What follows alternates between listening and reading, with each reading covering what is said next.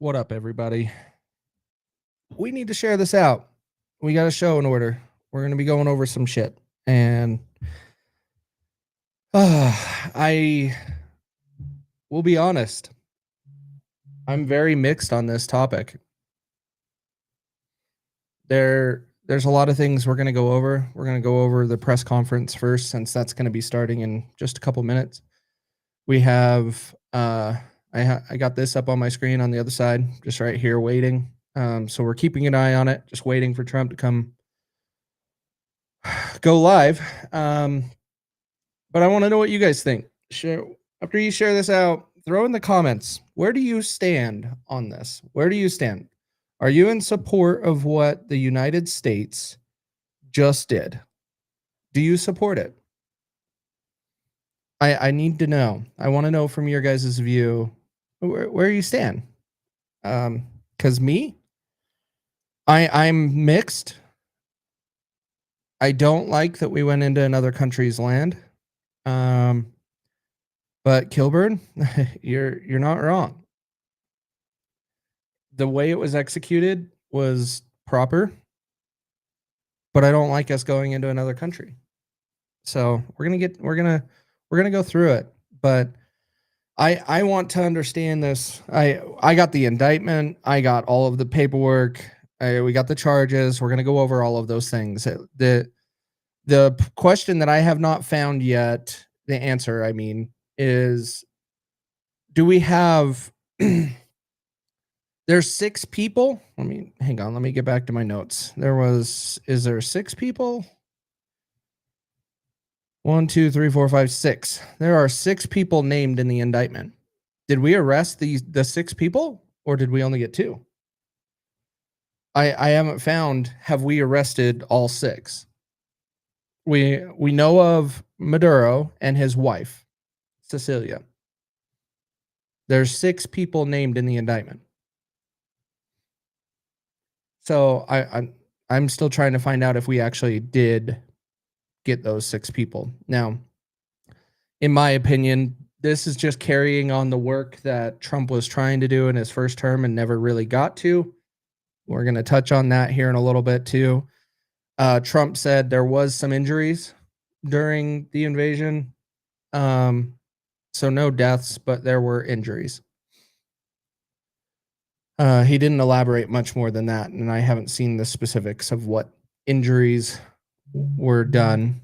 But yeah, I want to know what you guys think, because I really struggle with this one. I'm not a big fan of going after another country.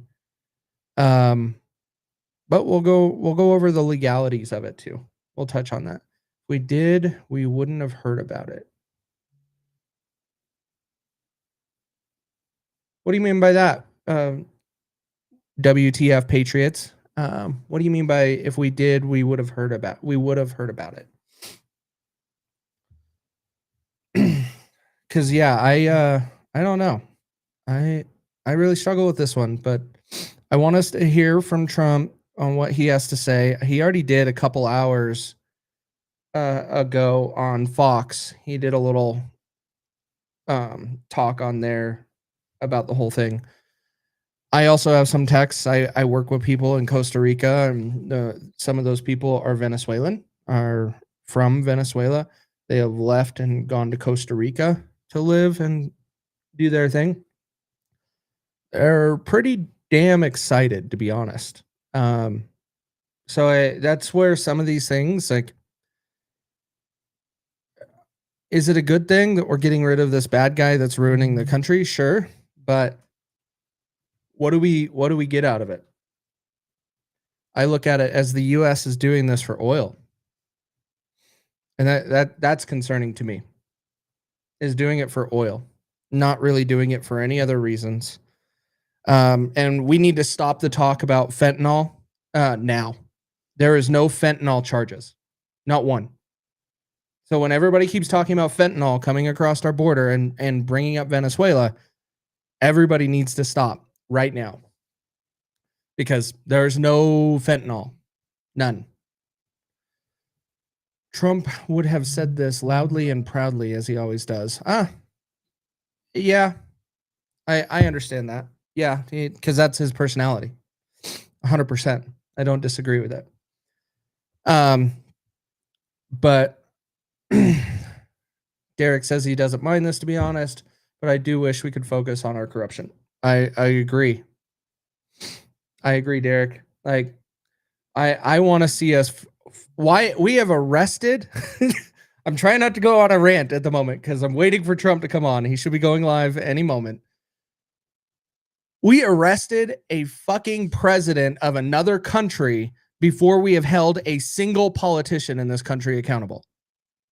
That is absolutely ridiculous. Ridiculous.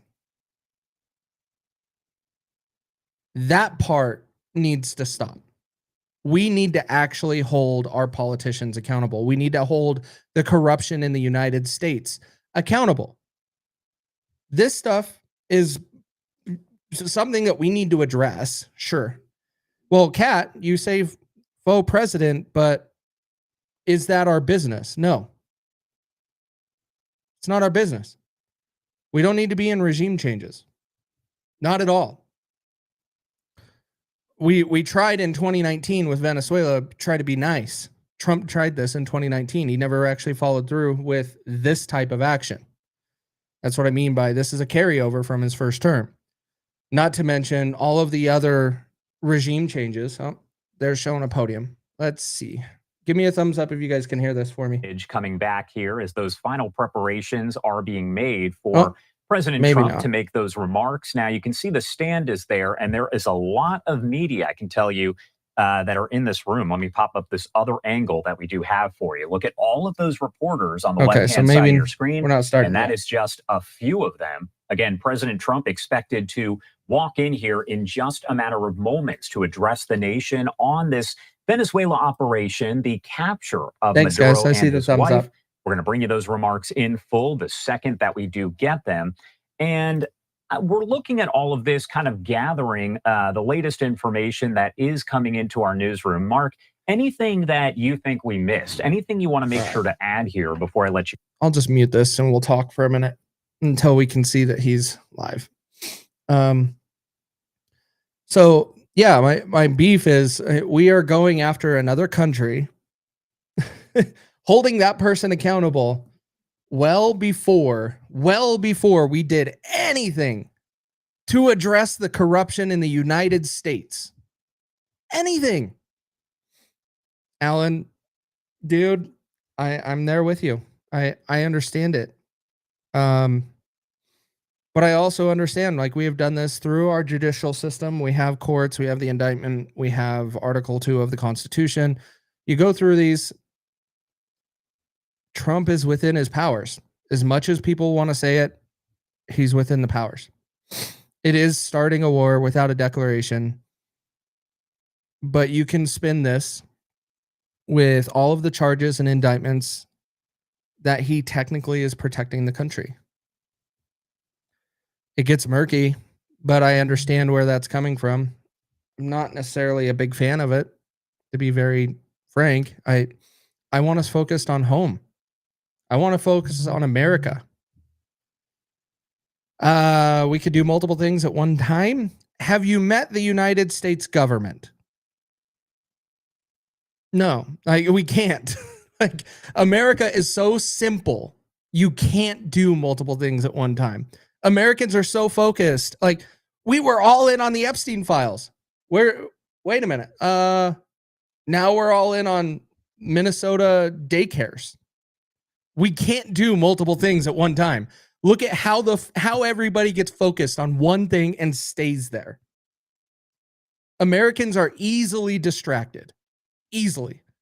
So you can't tell me we could do multiple things at one time, because no, we can't. History has proven we can't. It's ridiculous. And when we start going through things, yeah, squirrel, exactly. We bounce from one topic to another all the time. We're never consistent. We can't focus on multiple things. And we are very played by the media and the stuff that's put out. So, yeah, I struggle. I struggle with this one. And then tomorrow will be something else. Facts, dude. Facts. All Trump needs to do is say Trump 2028 and watch everybody lose their minds. You have the left lose their minds. Everybody is so controllable. So controllable. We are so simple-minded in this country. Anytime we stage a coup, there's a blowback. This won't be any different. I agree, Alan. I agree. Like anybody saying this is perfect, like we well executed this. I will admit that. This OPSEC was fantastic. In, out, hard-hitting, done. Talking with all of my military friends, that's always what they've said about war is you don't drag it out for years. You don't do this. Get in and out. We are the best military in the world. There's no reason for stuff to last more than a couple days. No reason. We were in and out. But I don't agree necessarily with the reasoning behind it. I think we could have a stronger border. That would address a lot of this. Having a stronger border and protecting that, but that's where I'm a little bit of a different libertarian is I do want borders. I think that's protects our nation from evil and corruption. If you have open borders, you have what's going on in Europe and UK and all of that right now.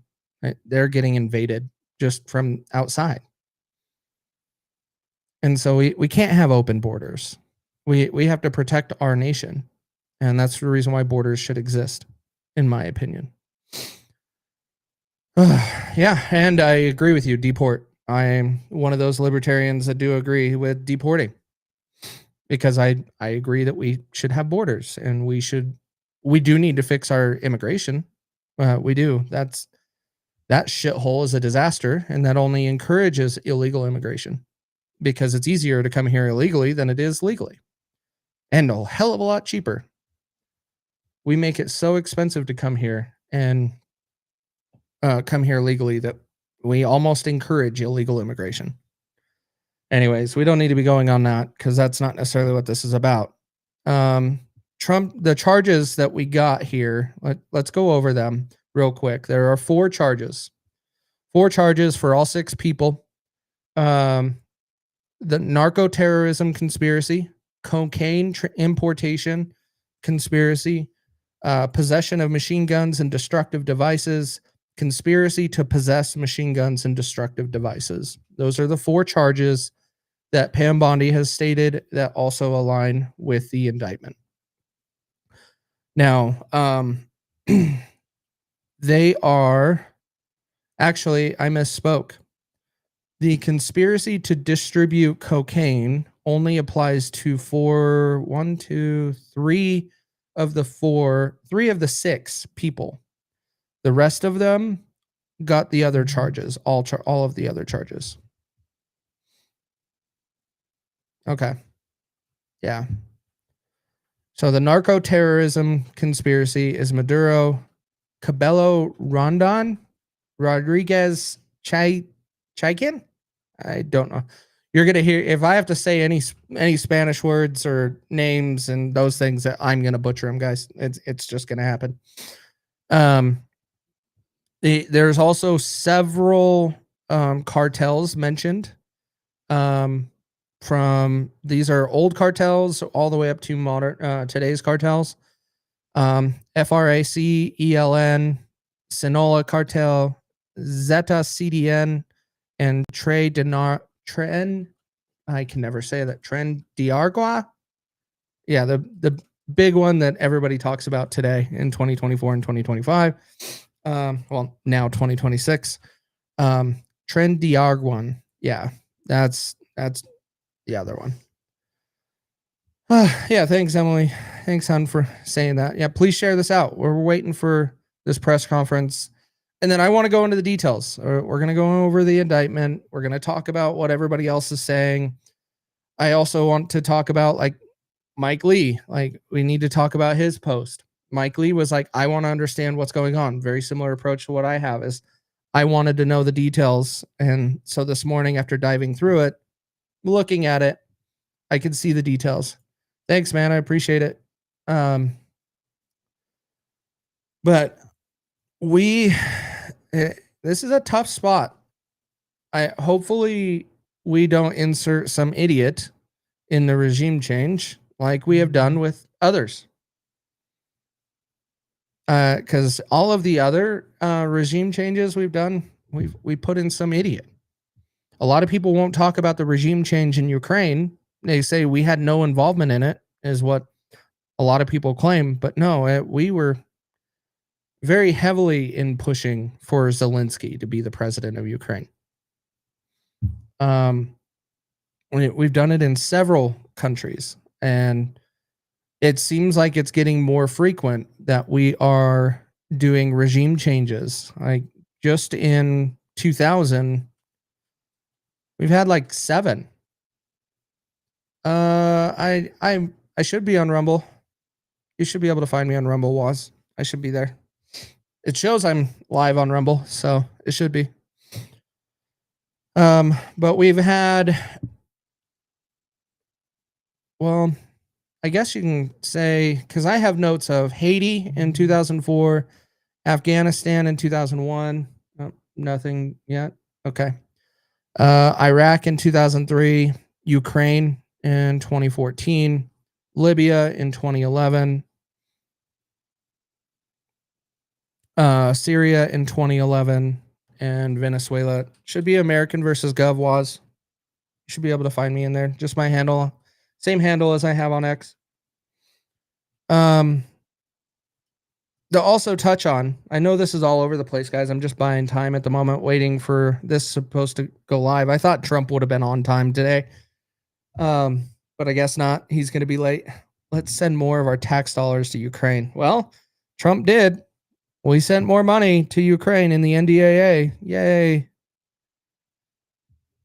The other thing is I don't know where you guys stand with this or what your guys' thoughts are, but we can't really say this is the peace president anymore. He's going to keep pushing it, though. No more regime changes, please. Yeah, I agree, Waz. That's where I'm at. That's the biggest thing I have with this is each country's got to deal with their own shit. Send 10 billion to France. Yeah. Let's let the daycare centers support the war effort. There you go. That's still your taxpayer money, Kilburn. That's not a good idea, but I understand what you're meaning because we don't have the money, but that's still coming out of our pockets. It's definitely better than making Somalia's GDP double. It's ridiculous. But yeah, I don't know, guys, like this one. Is Maduro bad? Yes. Should we be sticking our nose in their business? No. I guess that sums it up from my kind of view, as I let them deal with their own shit. And if they're coming to our border, then we deal with it at the border. Drink White Monster. I used to. I switched back to Red Bull for a little bit. I don't know why, but I kind of went back and started drinking Red Bulls again. It's interesting because it's going back to the sour energy drinks and like how they first started, and it was interesting to kind of go back and be like, oh yeah, these are what energy drinks used to taste like. Now they're all sugar. Come on, guys. Where's Trump? Looking through the different pages to see what other information is listed about the charges against Nicolas Maduro, but also these guys.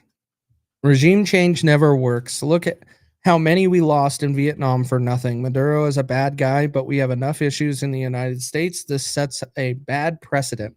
Mark, you are not wrong, man. You are not wrong. We're just continuing the same actions that we've been doing for decades. Yeah, where is Trump? Do we need to file a silver alert? Like, I used to say that about Joe Biden all the time because I was actually concerned that we probably should file a silver alert, but I don't think we have to worry about Trump wandering off and forgetting where he's at. He's pretty good in that aspect. It's a good thing we don't have Joe Biden anymore. So yeah, all we're doing is carrying on what we've done with all of the prior presidents, all of the other administrations. Like, we're not changing anything. We keep doing the same things. Oh, they're zooming in. That mean? In on the door that President Trump should be walking out of. Also, you'll notice there on the left-hand side of your screen, that is Fox's Lucas Tomlinson in the background. He joins us pretty frequently to break down all the latest let's talk about somebody in the crowd. No, let's not. So yeah, guys, I want to see. The reason why I voted for Trump is mostly Doge. I wanted to see us cut spending because we stopped talking about that for many presidencies, is our budget and our deficit and how we're going to handle this stuff. We stopped talking about it in a lot of the prior, more recent presidential elections. I think Bush was the last time I ever heard a debate talk about the deficit in any real capacity. And so Doge is the main reason why I voted the way I did. Now we don't really have Doge going at it, and people that say we are, okay, sure, but we're not producing anything. And if that's the case, then what are we doing? Elon at least addressed that the Doge that he knows of is looking into the Minnesota daycare stuff, which is cool, but it's led by the same government people that put these problems in place, that put these holes in this money laundering scheme together. Can't trust them. We got to have new people. Got to replace them. But anyways, that's a different topic. We'll go through. I can watch the algorithm shadow me in real time here. It skips my comments. Well, what are you saying, Kilburn? It's not skipping your comments, most likely. If you're saying bad words, Restream will filter those out. Mark says, the thing is just another one of his sidekicks will step in and assume power. This will do nothing. Yeah, very likely. Back in 2019, Trump he did. Trump recognized Juan Guaido as the president because the whole shebang, I want to say it was a very messed up election. Let me actually look that up real quick. I think it was a 2019 Venezuelan election. Venezuela election 2019, or was it 2018? Venezuelan presidential crisis 2019. So yeah, it was 2019. He was inaugurated, so it was during 2018, and so Trump said we will recognize Juan Guaido as I'm probably saying the last name wrong, as the president, and a couple other nations did too, but it never really caught on. And then, in my opinion, COVID hit, wiped out anything from being a focus other than that, because that's all our government focused on for years. And now we have Trump as president again. He picked up where he left off in 2019. But yeah, I don't know. Oh yeah, you can't. That word will get you. That's one of the things. Even in the game show, sometimes that word doesn't go through. So yeah, you use that word from the game show. It sometimes is held up and stopped. But come on, guys. Where in the hell are you, Trump? Where in the hell are you? Let's see. JD Vance tweeted, the president offered multiple off ramps, but was very clear throughout this process the drug trafficking must stop. The stolen oil must be returned to the United States. Well, now that's a different thing. The stolen oil? So now are we claiming that United States owns some of the oil in Venezuela? I know we had an oil deal, but stolen oil? Okay. I got to look into that now. Maduro is the newest person to find out that President Trump means what he says.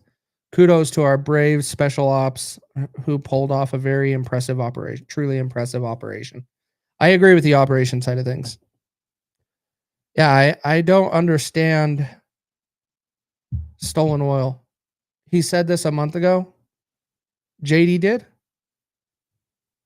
I don't think I've ever seen the term of stolen oil.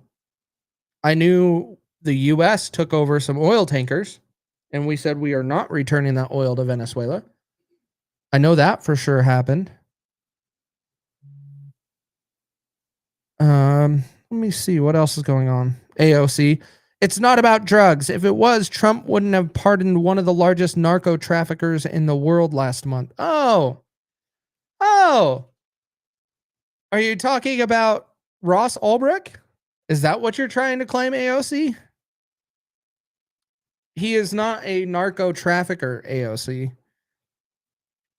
Jesus. It's about oil and regime change. I agree with AOC on that. It's about oil and regime change. I agree.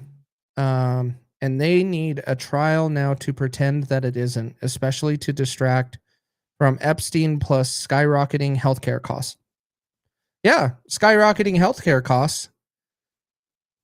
Sippy, I was going to cover it. I'm just kind of buying time at the moment because I thought Trump might have been on time. Look what happens when I think differently. I should go with my gut of Trump's going to be late, but I have the indictment. Yeah, we will be going over it. I covered the charges and talked about the 6 people that are listed in them. I didn't name them all off because all I'm going to do is butcher these people's names. But we have all of that. And so, yeah, we'll be going over. Yeah, I agree, Sippy. I thought he was going to be a little bit more on time than this. But whatever. We're going back into old habits here. She is talking about the guy from Honduras that he pardoned. Oh, did he pardon a guy from Honduras? So she is not talking about Ross? Okay. Let me go look up that. Let's go find that out real quick. Trump is pulling a Russo today. Always late. Russo's late, but Cash is usually more late.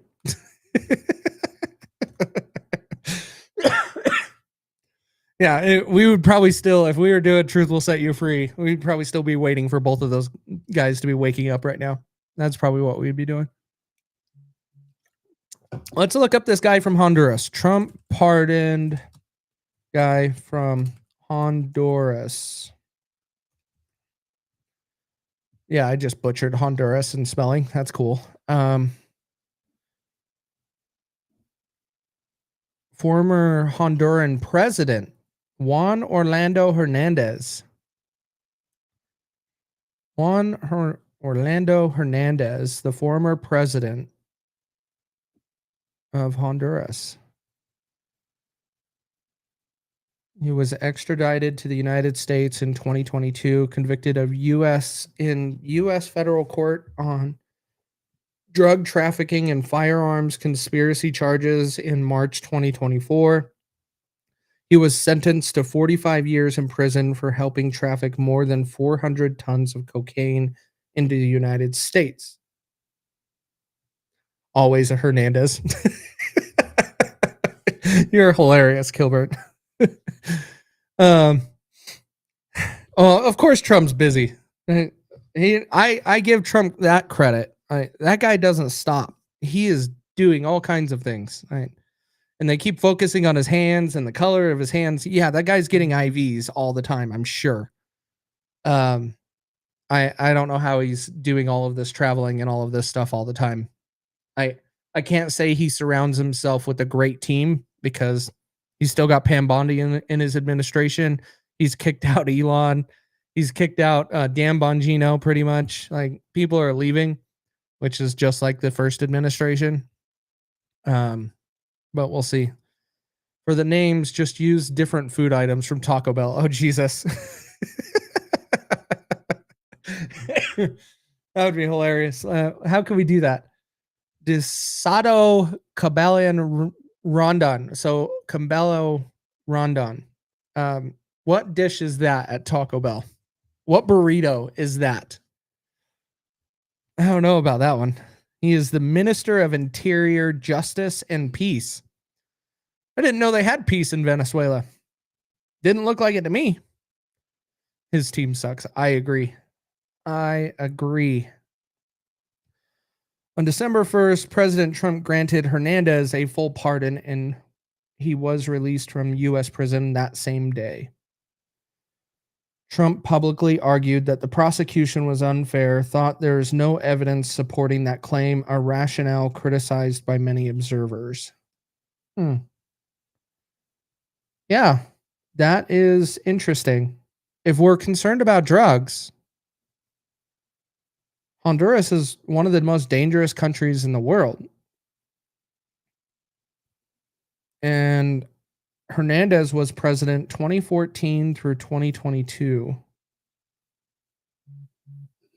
Yeah, I got to look into that more cuz yeah, I have issues with that. We're saying this one's over drugs. Like you're saying there is no evidence. Yeah, he was pardoned on December 1st, just over a month ago. Huh. Yeah, I really wonder. Like AOC, if that's what she's referring to, she's got a valid question. Why are we doing that? If this is over drugs and killing people, J-Riv, you know the answer to that. They're showing Nicolas Maduro on board the USS Iwo Jima. Okay. Okay. Or are we worried about the drugs the CIA and the FBI don't control? Yeah, J-Riv, there you go. There you go. The government keeps doing the same things. Iwo Jima. Okay. Iwo Jima. Whatever. I.e. Same thing. But yeah, it's if we want to talk about the drugs, like why aren't we talking about the drugs that the US has our hands in? Why did we send a bunch of troops over to Afghanistan and the Middle East to protect poppy seed farms? Well, not poppy seed, but poppy farms. Why are we doing that? That tells me that our government has something involved in there. Very famous Marine Corps battleship. Okay. Yeah, I wouldn't know. China? We don't hold China accountable. We don't do anything. We claim we're going to add a tariff, add it, and then we remove it 30 days later. Because tariffs are not tax, supposedly. But overall with this, guys, like what do you guys think? What do you guys, with what we've already talked about, what is your stance? Do you think we should have done this? Because you really could argue both ways, right? You really can. I don't know if cocaine's really coming into this country and killing people, but it's an illegal drug in this country. Fair. Why did we have to go into their country, kill a bunch of their civilians, bomb it, to capture their leader and force a regime change like this? I don't know. I don't like that. I think we should just reinforce our border. And yeah, sure, we'll deal with everything that comes to our border and address it. That's why we're mostly surrounded by water other than Canada and Mexico. Why are we not addressing other things? And then big question is, why did we pardon the former president of Honduras that was held on drug charges in the United States? Alex, the conference was supposed to start 32 minutes ago. So that's why I'm just kind of talking. And I'm trying not to go through the whole thing. If Maduro really said, come and get me,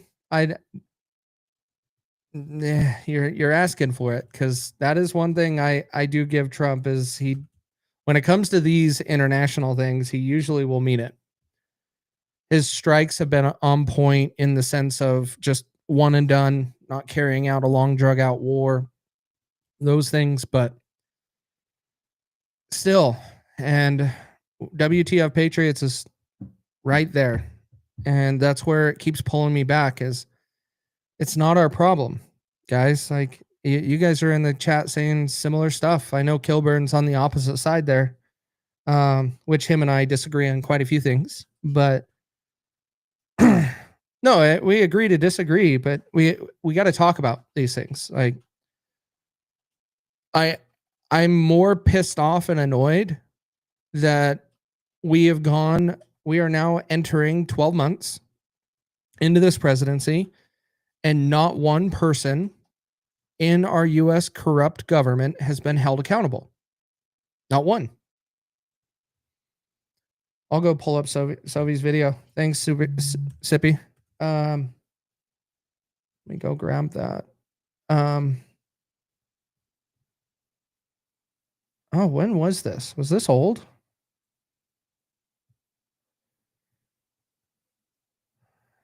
Huh. I got it. We'll go over it. I could give it. Yeah. That's kind of where I'm at, man. Is I don't give a rat's ass what's going on in these other countries. Not at all. Doesn't affect us. But JD Vance specifically mentioning in his post stolen oil, doesn't that like we're going back to Bush era stuff, guys? Like where Trump's saying weapons of mass destruction, and JD Vance is talking about stolen oil. Are we just rinse and repeating what we did with the Middle East after 9/11? How does it affect us, Rachel? Illegal drugs coming into the country? Is that what you're meaning? Because if so, why don't we have stronger borders then? We can still address it. We can still do that. Weapons of mass oil.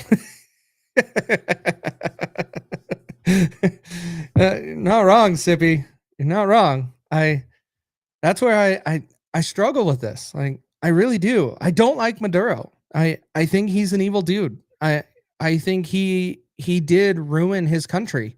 His country should be a superpower on this planet. They have so much money and so many resources with all the oil. Yeah, their oil is shit. Their oil is garbage compared to what we get from the Middle East. But they have so much, and the refineries in the states can actually deal with it and handle it. So that's a great thing.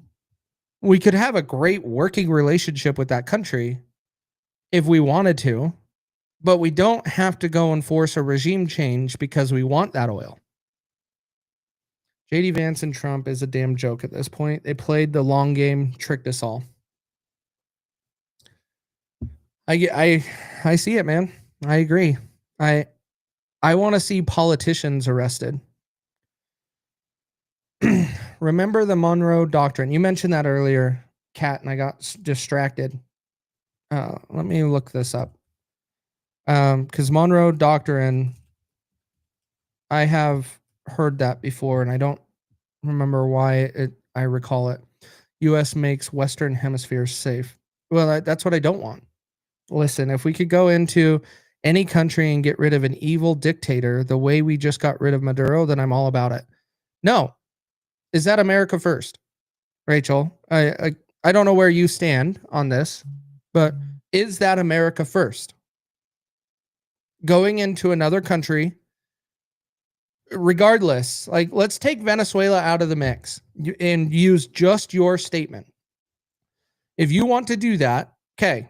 If we want to take that stance and we want to go in and remove someone, why aren't we doing it in Iran then? We don't like Iran, and that's supposedly bad. We don't want to do any of these things. Like, we should not be policing the world. It is not our position. We need to be America first and American only. When it comes to these other countries, like, I agree, Maduro is a bad guy. We are a superpower. We are. Peace through strength. How is it peace when we killed a whole bunch of civilians in Venezuela by bombing their country and then invaded it? That's not peace. I understand what you're trying to get to here, but going in and removing them, like if it was an OPSEC to where we didn't even strike them from the air and we just went in and handled it supposedly like we did with Osama bin Laden, we handled it that way, that would be peace through strength. No one died from the U.S., Kat. They haven't given us the casualties of Venezuela yet. No U.S. person has died. Did you see those bombs that's hit the country? Like, those things were big. There's no way civilians did not die in that. Cuba's next. So we're going to go and invade another country that did nothing to us. What did Cuba do to the United States? Nothing. Absolutely nothing. They can't get any American stuff in their country. We have to stop supporting it. Strategic for what, Kat? Strategic in what? Taking over other countries and their resources and ruining them? Like, there's nothing strategic about forcing a regime change.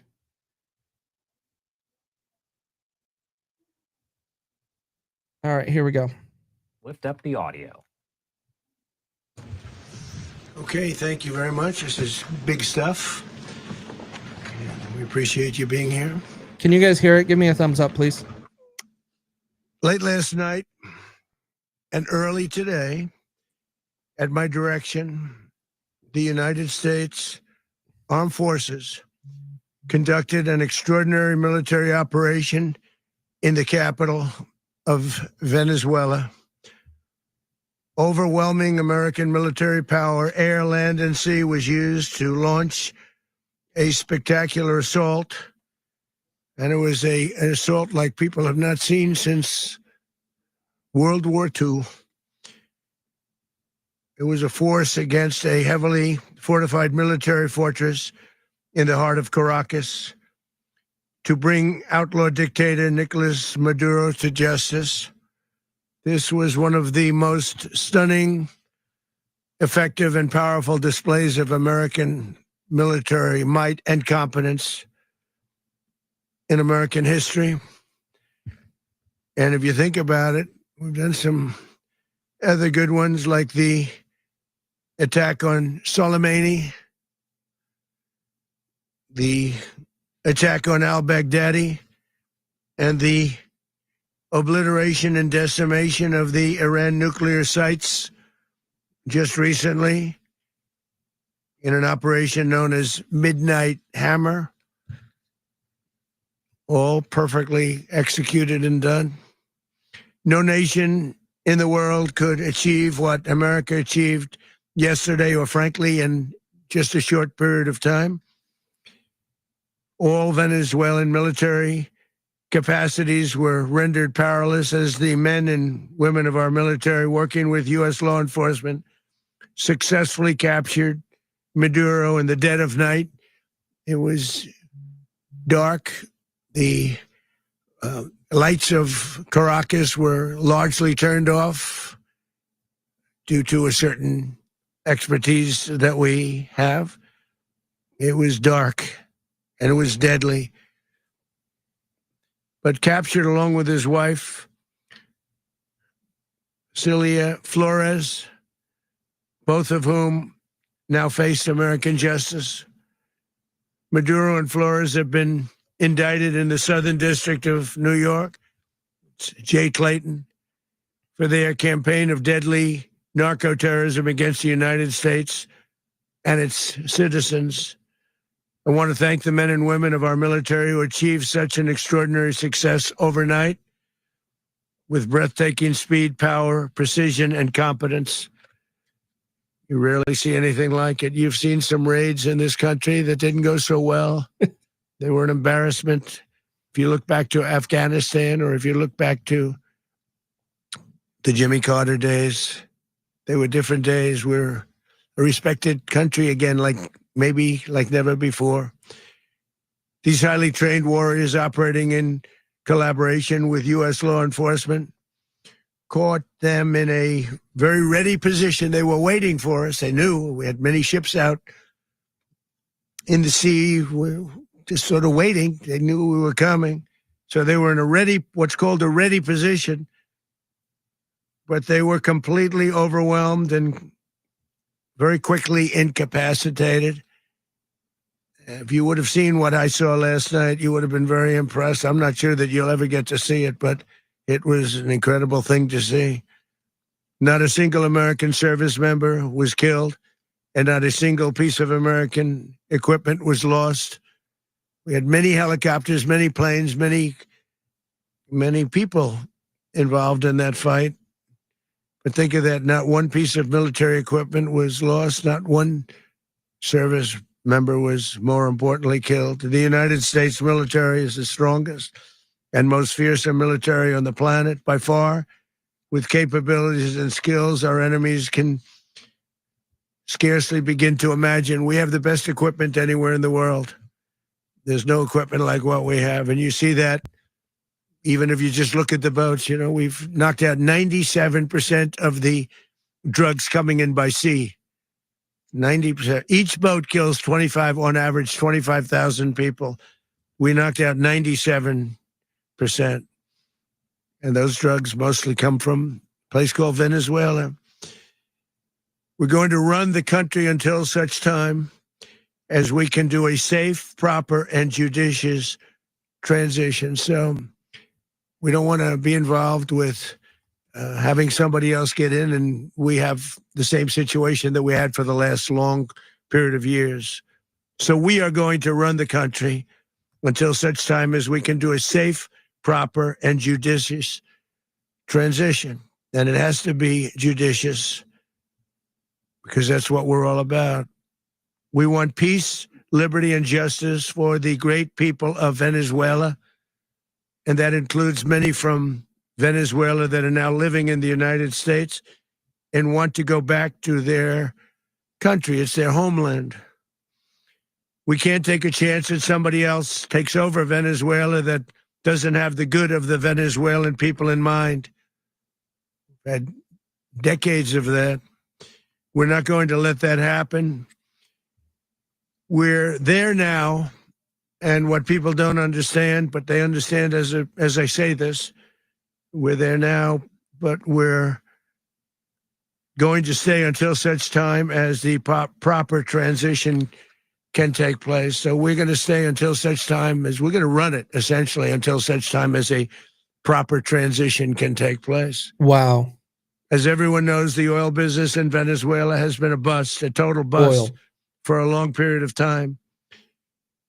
They were pumping almost nothing by comparison to what they could have been pumping. There it is.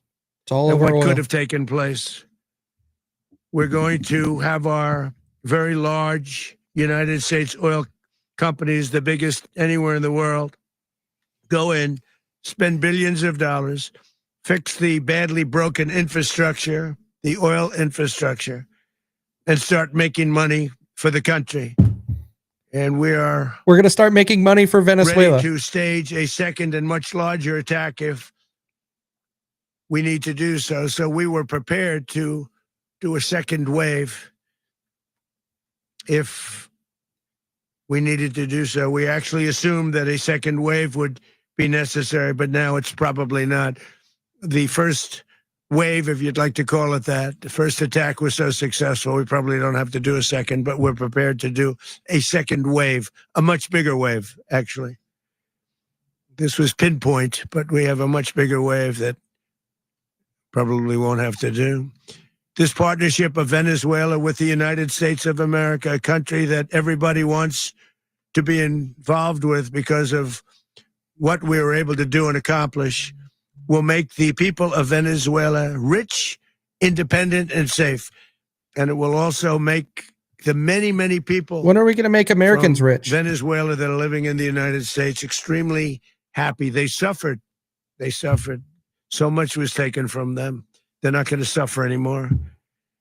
The illegitimate dictator Maduro was the kingpin of a vast criminal network responsible for trafficking colossal amounts of deadly and illicit drugs into the United States. As alleged in the indictment, he personally oversaw the vicious cartel known as Cartel de las Solas, which flooded our nation with lethal poison, responsible for the deaths of countless Americans, the many, many Americans. Hundreds of thousands over the years of Americans died because of him. Maduro and his wife will soon face the full might of American justice and stand trial on American soil. Right now, they're on a ship they'll be heading to, ultimately, New York. And then a decision will be made, I assume, between New York and Facts, Derek. Miami or Florida. But we have people where the overwhelming evidence of their crimes will be presented in a court of law. And I've seen it. I've seen what we have. It's both horrible and breathtaking that something like this could have been allowed to take place. For many years after his term as president of Venezuela expired, Maduro remained in power and waged a ceaseless campaign of violence, terror, and subversion against the United States of America, threatening not only our people, but the stability of the entire region. And you all saw it. In addition to trafficking gigantic amounts of illegal drugs that inflicted untold suffering and human destruction all over the country, all over, in particular, the United States, Maduro sent savage and murderous gangs, including the bloodthirsty prison gang, Tren de Aragua, to terrorize American communities nationwide. And he did indeed. They were in Colorado. They took over apartment complexes. They cut the fingers off people if they called police. They were brutal. But they're not so brutal now. And I just have to congratulate our military, Pete, and everybody, and our National Guard, because the job that they've done, whether it's in Washington, D.C., where we have a totally safe city, where it was one of the most unsafe cities anywhere in the world, frankly, and now we have no crime in Washington, D.C. We haven't had a killing. We had the terrorist attack a few weeks ago. A little bit of a different kind of a threat, but we haven't had a killing in a long period of time, 6-7 months. We used to have on average, two a week in Washington, our capital. We don't have that anymore. The restaurants are opening. Everyone's happy. They're walking their daughters. They're walking their children, their wives. They walk to restaurants. Restaurants are opening all over Washington, D.C. So I want to thank the National Guard. I want to thank our military. And I want to thank law enforcement. Been amazing. And they should do it with more cities. We're doing it, as you know, and we're doing it in Memphis, Tennessee right now, and crime is down. We've just sort of started a few weeks ago, but crime is down now 77%. And the governor of Louisiana called, great person, and he wanted us to help him, as you know, in a certain very nice part of Louisiana. And we have done that. And it was a rough section, and we have crime down. I understand it's down to almost nothing already after 2.5 weeks. New Orleans, it's down to almost nothing. And we've only been there for 2.5 weeks. Can't imagine why governors wouldn't want us to help. We also helped, as you know, in Chicago, and crime went down a little bit there. We did a very small help because we had no working ability with the governor. The governor was a disaster and the mayor was a disaster, but it knocked down crime. But we're pulling out of there. When they need us, we'll know. You'll know. You'll be writing about it. And likewise, Los Angeles, where we saved Los Angeles early on, where the head of the police department made a statement that if the federal government didn't come in, we would have lost Los Angeles. That's long after the fires. That's when they had the riots in Los Angeles. We did a great job. Got no credit for it whatsoever, but that's okay. It doesn't matter. We don't need the credit. But we'll be pulling out when they need us. They'll call, or we'll go back if we have to. We'll go back. But we did a great job in various cities. But the place that we're very proud of is Washington, D.C., because it's our nation's capital. We took it from being a crime-ridden mess to being one of the safest cities in the country. But the gangs that they sent raped, tortured, and murdered American women and children. They were in all of the cities I mentioned, Tren de Aragua. And they were sent by Maduro to terrorize our people. And now Maduro will never again be able to threaten an American citizen or anybody from Venezuela. There will no longer be threats. For years, I've highlighted the stories of those innocent Americans whose lives were so heartlessly robbed by this Venezuelan terrorist organization. Really one of the worst. One of the worst, they say the worst. Americans like 12-year-old Jocelyn Nungary from Houston. Beautiful Jocelyn Nungary. What happened to her? What up, Eric? They, as you know, they kidnapped, assaulted, and murdered by Tren de Aragua animals. They murdered Jocelyn and left her dead under the bridge. There was a bridge that will never be the same to so many people after seeing what happened. As I've said many times, the Maduro regime emptied out their prisons, sent their worst and most violent monsters into the United States to steal American lives. And they came from mental institutions and insane asylums. They came from prisons and jails. The reason I say both, they sound similar. Actually, prisons, a little bit more hostile, a little bit tougher. A mental institution isn't as tough as an insane asylum, but we got them both. They sent from their mental institutions. They sent from their jails, prisons. They were drug dealers. They were drug kingpins. They sent everybody bad into the United States, but no longer. And we have now a border where nobody gets through. In addition, Venezuela unilaterally seized and stole American oil, American assets, and American platforms, costing us billions and billions of dollars. Oil. They did this a while ago, but we never had a president that did anything about it. They took all of our property. It was our property. We built it. And we never had a president that decided to do anything about it. Instead, they fought wars that were 10,000 miles away. We built Venezuela oil industry with American talent, drive, and skill. And the socialist regime stole it from us during those previous administrations, and they stole it through force. This constituted one of the largest thefts of American property in the history of our country. Considered the largest theft of property in the history of our country. Massive oil infrastructure was taken like we were babies, and we didn't do anything about it.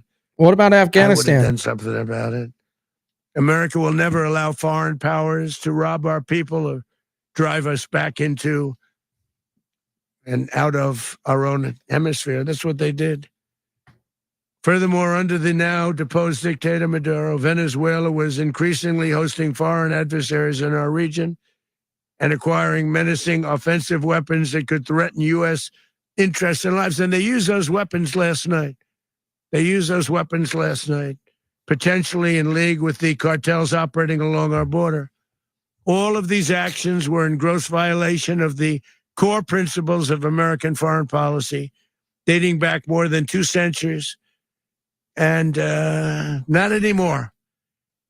All the way back, it dated to the Monroe Doctrines. And the Monroe Doctrine is a big deal. But we've superseded it by a lot. By a real lot. They now call it the Monroe Document. I don't know. It's Monroe Doctrine. We sort of forgot about it. It was very important, but we forgot about it. We don't forget about it anymore. Under our new national security strategy, American dominance in the Western Hemisphere will never be questioned again. Won't happen. So just in concluding, for decades, other administrations have neglected or even contributed to these growing security threats in the Western Hemisphere. Under the Trump administration, we are reasserting American power in a very powerful way in our home region. And our home region is very different than it was just a short while ago. The future will be, and we did this in my first term. We had great dominance in my first term, and we have far greater dominance right now. Everyone's coming back to us. The future will be determined by the ability to protect commerce and territory and resources that are core to national security. These are core to our national security.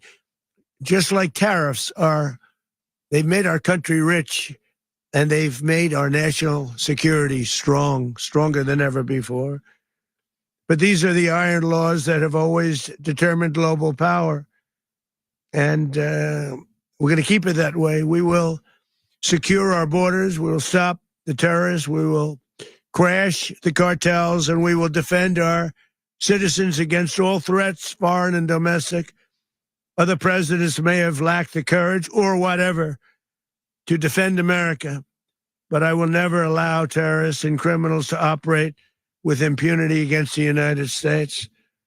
This extremely successful operation should serve as warning to anyone who would threaten American sovereignty or endanger American lives.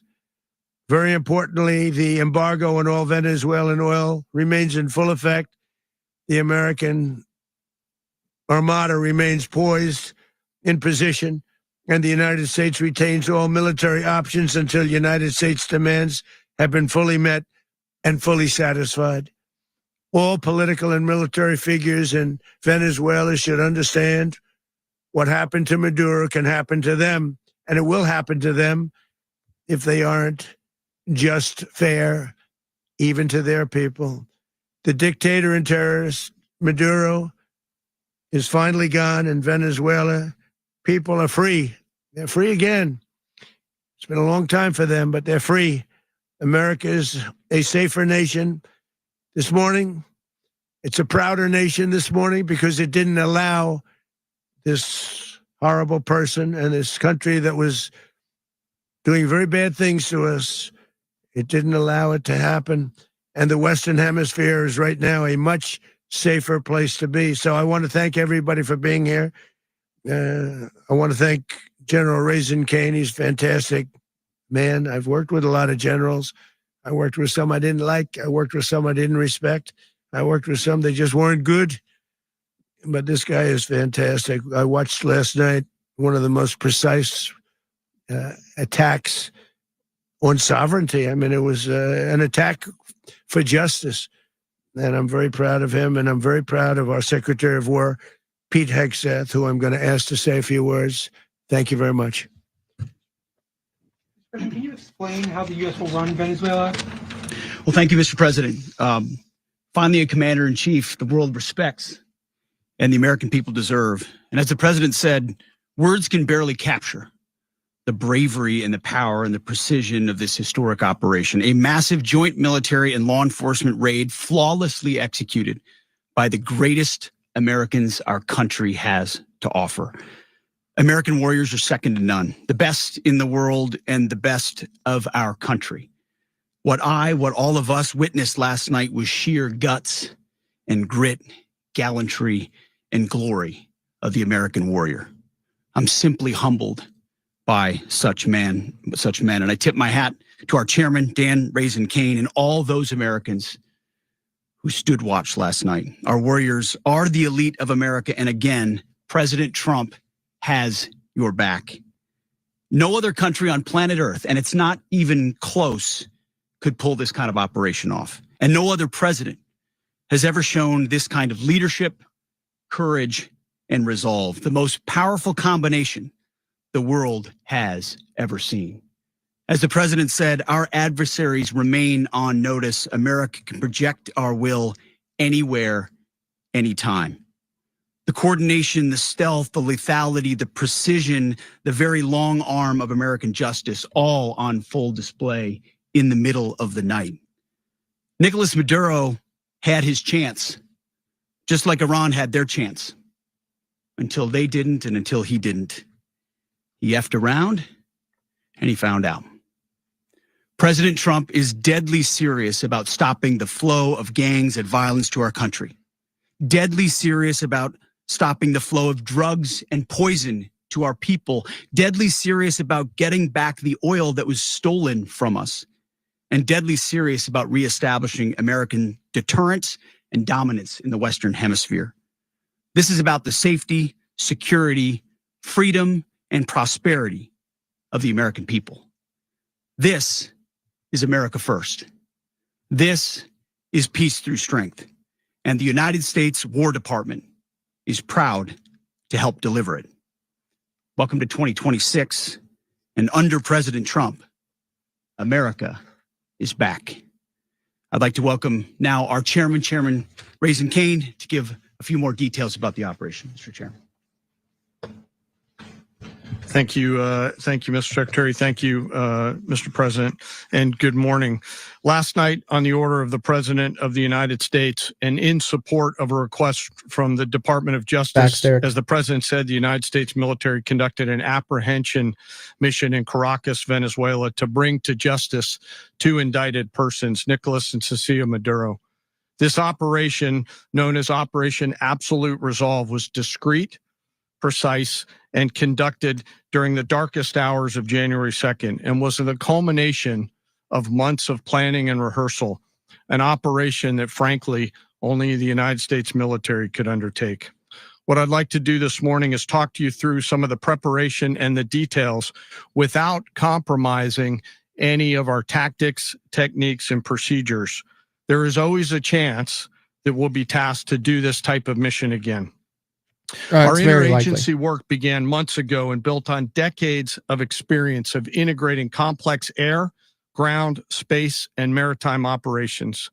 While the past 2 decades have honed the skills of our special operations forces, this particular mission required every component of our joint force, with soldiers, sailors, airmen, Marines, and Guardians working in unison with our intelligence agency partners and law enforcement teammates in an unprecedented operation. We leveraged our unmatched intelligence capabilities and our years of experience in hunting terrorists, and we could not have done this mission without the incredible work by various intelligence agencies, including the CIA, NSA, and NGA. We watched, we waited, we prepared, we remained patient and professional. This mission was meticulously planned, drawing lessons from decades of missions over the last many years, many missions over these last many years. This was an audacious operation that only the United States could do. It required the utmost of precision and integration within our joint force. And the word integration does not explain the sheer complexity of such a mission. An extraction so precise, it involved more than 150 aircraft launching across the Western Hemisphere in close coordination, all coming together in time and place to layer effects for a single purpose: to get an interdiction force into downtown Caracas while maintaining the element of tactical surprise. Failure of one component of this well-oiled machine would have endangered the entire mission, and failure is never an option for America's joint force. Those in the air over Caracas last night were willing to give their lives for those on the ground and in the helicopters. Let me talk a little bit about the preparation. After months of work by our intelligence teammates to find Maduro and understand how he moved, where he lived, where he traveled, what he ate, what he wore, what were his pets. In early December, our force was set pending a series of aligned events. Key was choosing the right day to minimize the potential for civilian harm and maximize the element of surprise, and minimize the harm to the indicted personnel, so as the President said, they could be brought to justice. And as the President said earlier today, weather in Venezuela is always a factor this time of the year. And over the weeks through Christmas and New Year's, the men and women of the United States military sat ready, patiently waiting for the right triggers to be met and the President to order us into action. Last night, the weather broke just enough, clearing a path that only the most skilled aviators in the world could maneuver through. Ocean, mountain, low cloud ceilings. But when tasked with a mission, this organization does not quit. At 10:46 p.m. Eastern time last night, the president ordered the United States military to move forward with this mission. He said to us, and we appreciate it, Mr. President, good luck and Godspeed. And those words were transmitted to the entire joint force. Over the course of the night, aircraft began launching from 20 different bases on land and sea across the Western Hemisphere. In total, more than 150 aircraft, bombers, fighters, intelligence, reconnaissance, surveillance, rotary wing were in the air last night. Thousands and thousands of hours of experience were airborne. Our youngest crew member was 20, and our oldest crew member was 49, and there's simply no match for American military might. As the night began, the helicopters took off with the extraction force, which included law enforcement officers, and began their flight into Venezuela at 100 feet above the water. As they approached Venezuelan shores, the United States began layering different effects provided by Spacecom, Cybercom, and other members of the interagency to create a pathway. Overhead, those forces were protected by aircraft from the United States Marines, the United States Navy, the United States Air Force, and the Air National Guard. The force included F-22s, F-35s, F-18s, EA-18s, E-2s, B-1 bombers, and other support aircraft, as well as numerous remotely piloted drones. As the force began to approach it's not in Caracas, Miami. That's already the known. Joint Air Component began dismantling and disabling the air defense systems in Venezuela, employing weapons to ensure the safe passage of the helicopters into the target area. The goal of our air component was, and always will be to protect the helicopters and the ground force and get them to the target and get them home. As the force crossed the last point of high terrain where they'd been hiding in You're the going to be clutter, shocked, we Kat, assessed when you hear the that we actual had details around it. maintained We'll go over it in a minute. totally the element of surprise. As the helicopter force ingressed towards the objective at low level, we arrived at Maduro's compound at 1:01 a.m. Eastern Standard Time, or 2:01 a.m. Caracas local time, and the apprehension force descended into Maduro's compound and moved with speed, precision, and discipline towards their objective, and isolated the area to ensure the safety and security of the ground force while apprehending the indicted persons. On arrival into the target area, the helicopters came under fire, and they replied with that fire with overwhelming force in self-defense. One of our aircraft was hit, but remained flyable, and as the president said earlier today, all of our aircraft came home, and that aircraft remained flyable during the rest of the mission. As the operation unfolded at the compound, our air and ground intelligence teams provided real-time updates to the ground force, ensuring those forces could safely navigate the complex environment without unnecessary risk. The force remained protected by overhead tactical aviation. Maduro and his wife, both indicted, gave up and were taken into custody by the Department of Justice, assisted by our incredible U.S. military with professionalism and precision, with no loss of U.S. life. After securing the indicted persons, the force began to prep for departure. Helicopters were called in to exfiltrate the extraction force, while fighter aircraft and remotely piloted aircraft provided overhead coverage and suppressive fire. There were multiple self-defense engagements as the force began to withdraw out of Venezuela. The force successfully exfiltrated and returned to their afloat launch bases, and the force was over the water at 3:29 a.m. Eastern Standard Time with indicted persons on board. And both Maduro and his wife were embarked aboard the USS Iwo Jima. In closing, what we've witnessed today is a powerful demonstration of America's joint force. We think, we develop, we train, we rehearse, we debrief, we rehearse again and again, not to get it right, but to ensure that we cannot get it wrong. Our jobs are to integrate combat power so when the order comes, we can deliver overwhelming force at the time and the place of our choosing against any foe anywhere in the world. We don't I need am to police the immensely world, damn it. proud today of our joint force and filled with gratitude to represent them here today. There is simply no mission too difficult for these incredible professionals and the families that stand by them and support them. As we stand here this morning, our forces remain in the region at a high state of readiness, prepared to project power, defend themselves, and our interests in the region. This operation is a testament to the dedication and unwavering commitment to justice and our resolve to hold accountable those who threaten peace and stability.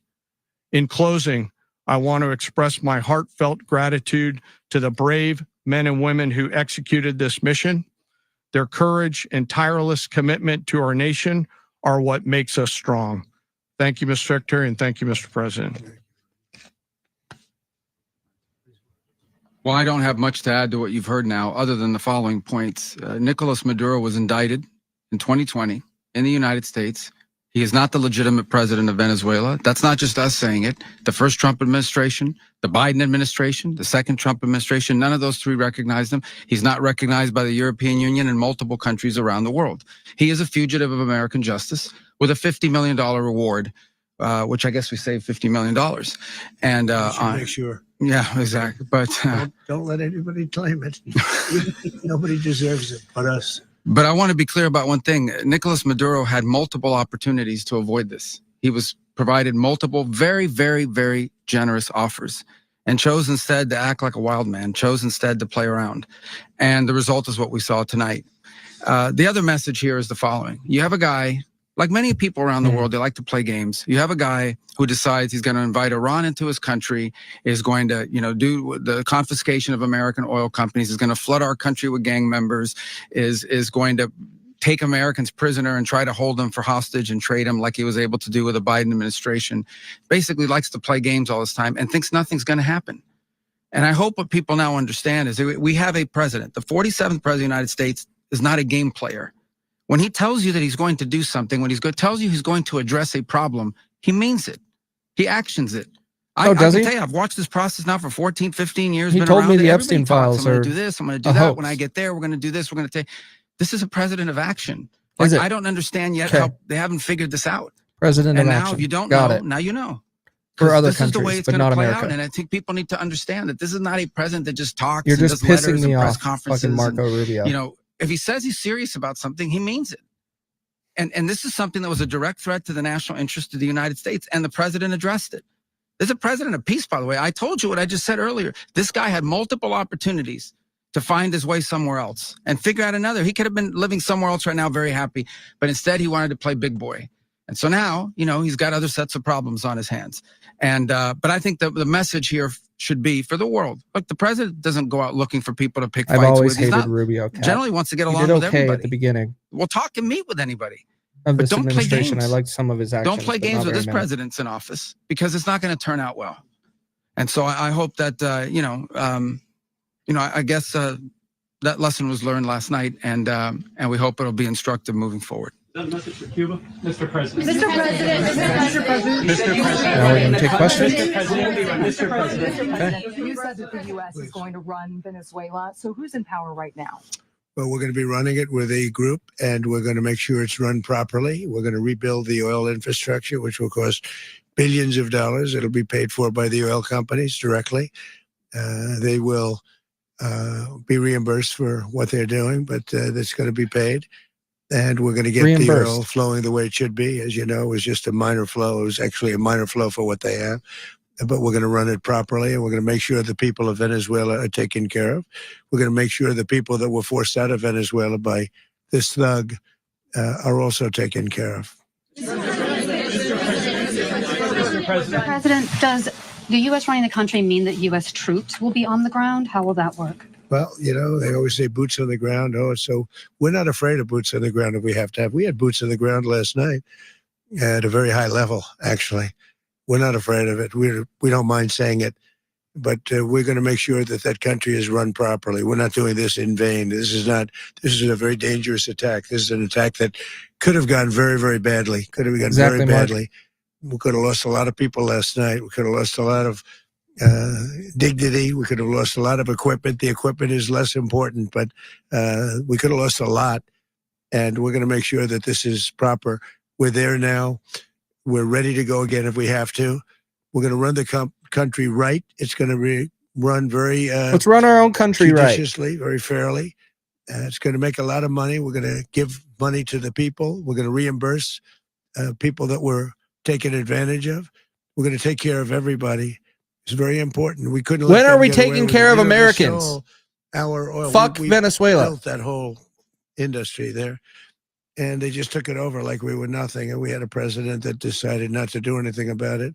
So we did something about it. We're late, but we did something about it. Yeah, please. Are you explaining the exact mechanism by which you're going to run the country? Are you going to designate a U.S. official to coordinate? It's all being done right now. We're designating people. We're talking to people. We're designating various people, and we're going to let you know who those people are.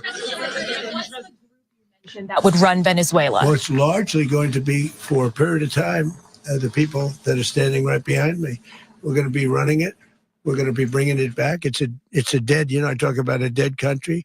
A year and a half ago, we were a dead country. Now that's where I'm at. The hottest country anywhere in the world. We're a country doing better than any country anywhere in the world, and it required leadership. Venezuela has a lot of bad people in there. A lot of bad people that shouldn't be leading. We're not going to take a chance that one of those people take over for Maduro.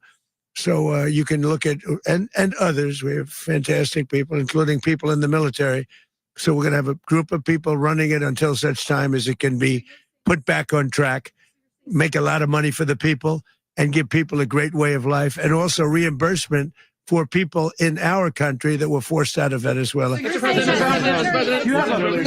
Yeah, I said his name earlier, Kat. That you weren't going to back Machado to come back and be the opposition leader in your Fox and Friends interview. And then you also mentioned the vice president of Venezuela. Are you going to work with the vice president of Venezuela? Exactly. Or how do you foresee the relationship going? I understand she was just sworn in, but she was, as you know, picked by Maduro.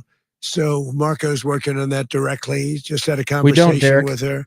We focus on other countries. She's essentially willing to do what we think is necessary to make Venezuela great again. Very simple. Make Venezuela great Colombian again. President Gustavo Petro, a couple weeks ago, he said he's got to watch his ass. And today he said he's not concerned about anything happening to him in the aftermath of this operation. So just what your message is about that. Well, he has cocaine mills. He has factories where he makes cocaine. And yeah, I think I stick by my first statement. He's making cocaine. They're sending it into the United States. So no he fentanyl. Does have to watch his ass. Notice that, MAGA? No fentanyl. Did you notify any members of Congress in advance? Marco, do you want to talk about that? Because you were involved. Sure. We called members of Congress immediately after. This was not the kind of mission that you can do congressional notification on. It was a trigger-based mission in which conditions had to be met night after night. We watched and monitored that for a number of days. So it's just simply not the kind of mission you can call people and say, hey, we may do this at some point in the next 15 days.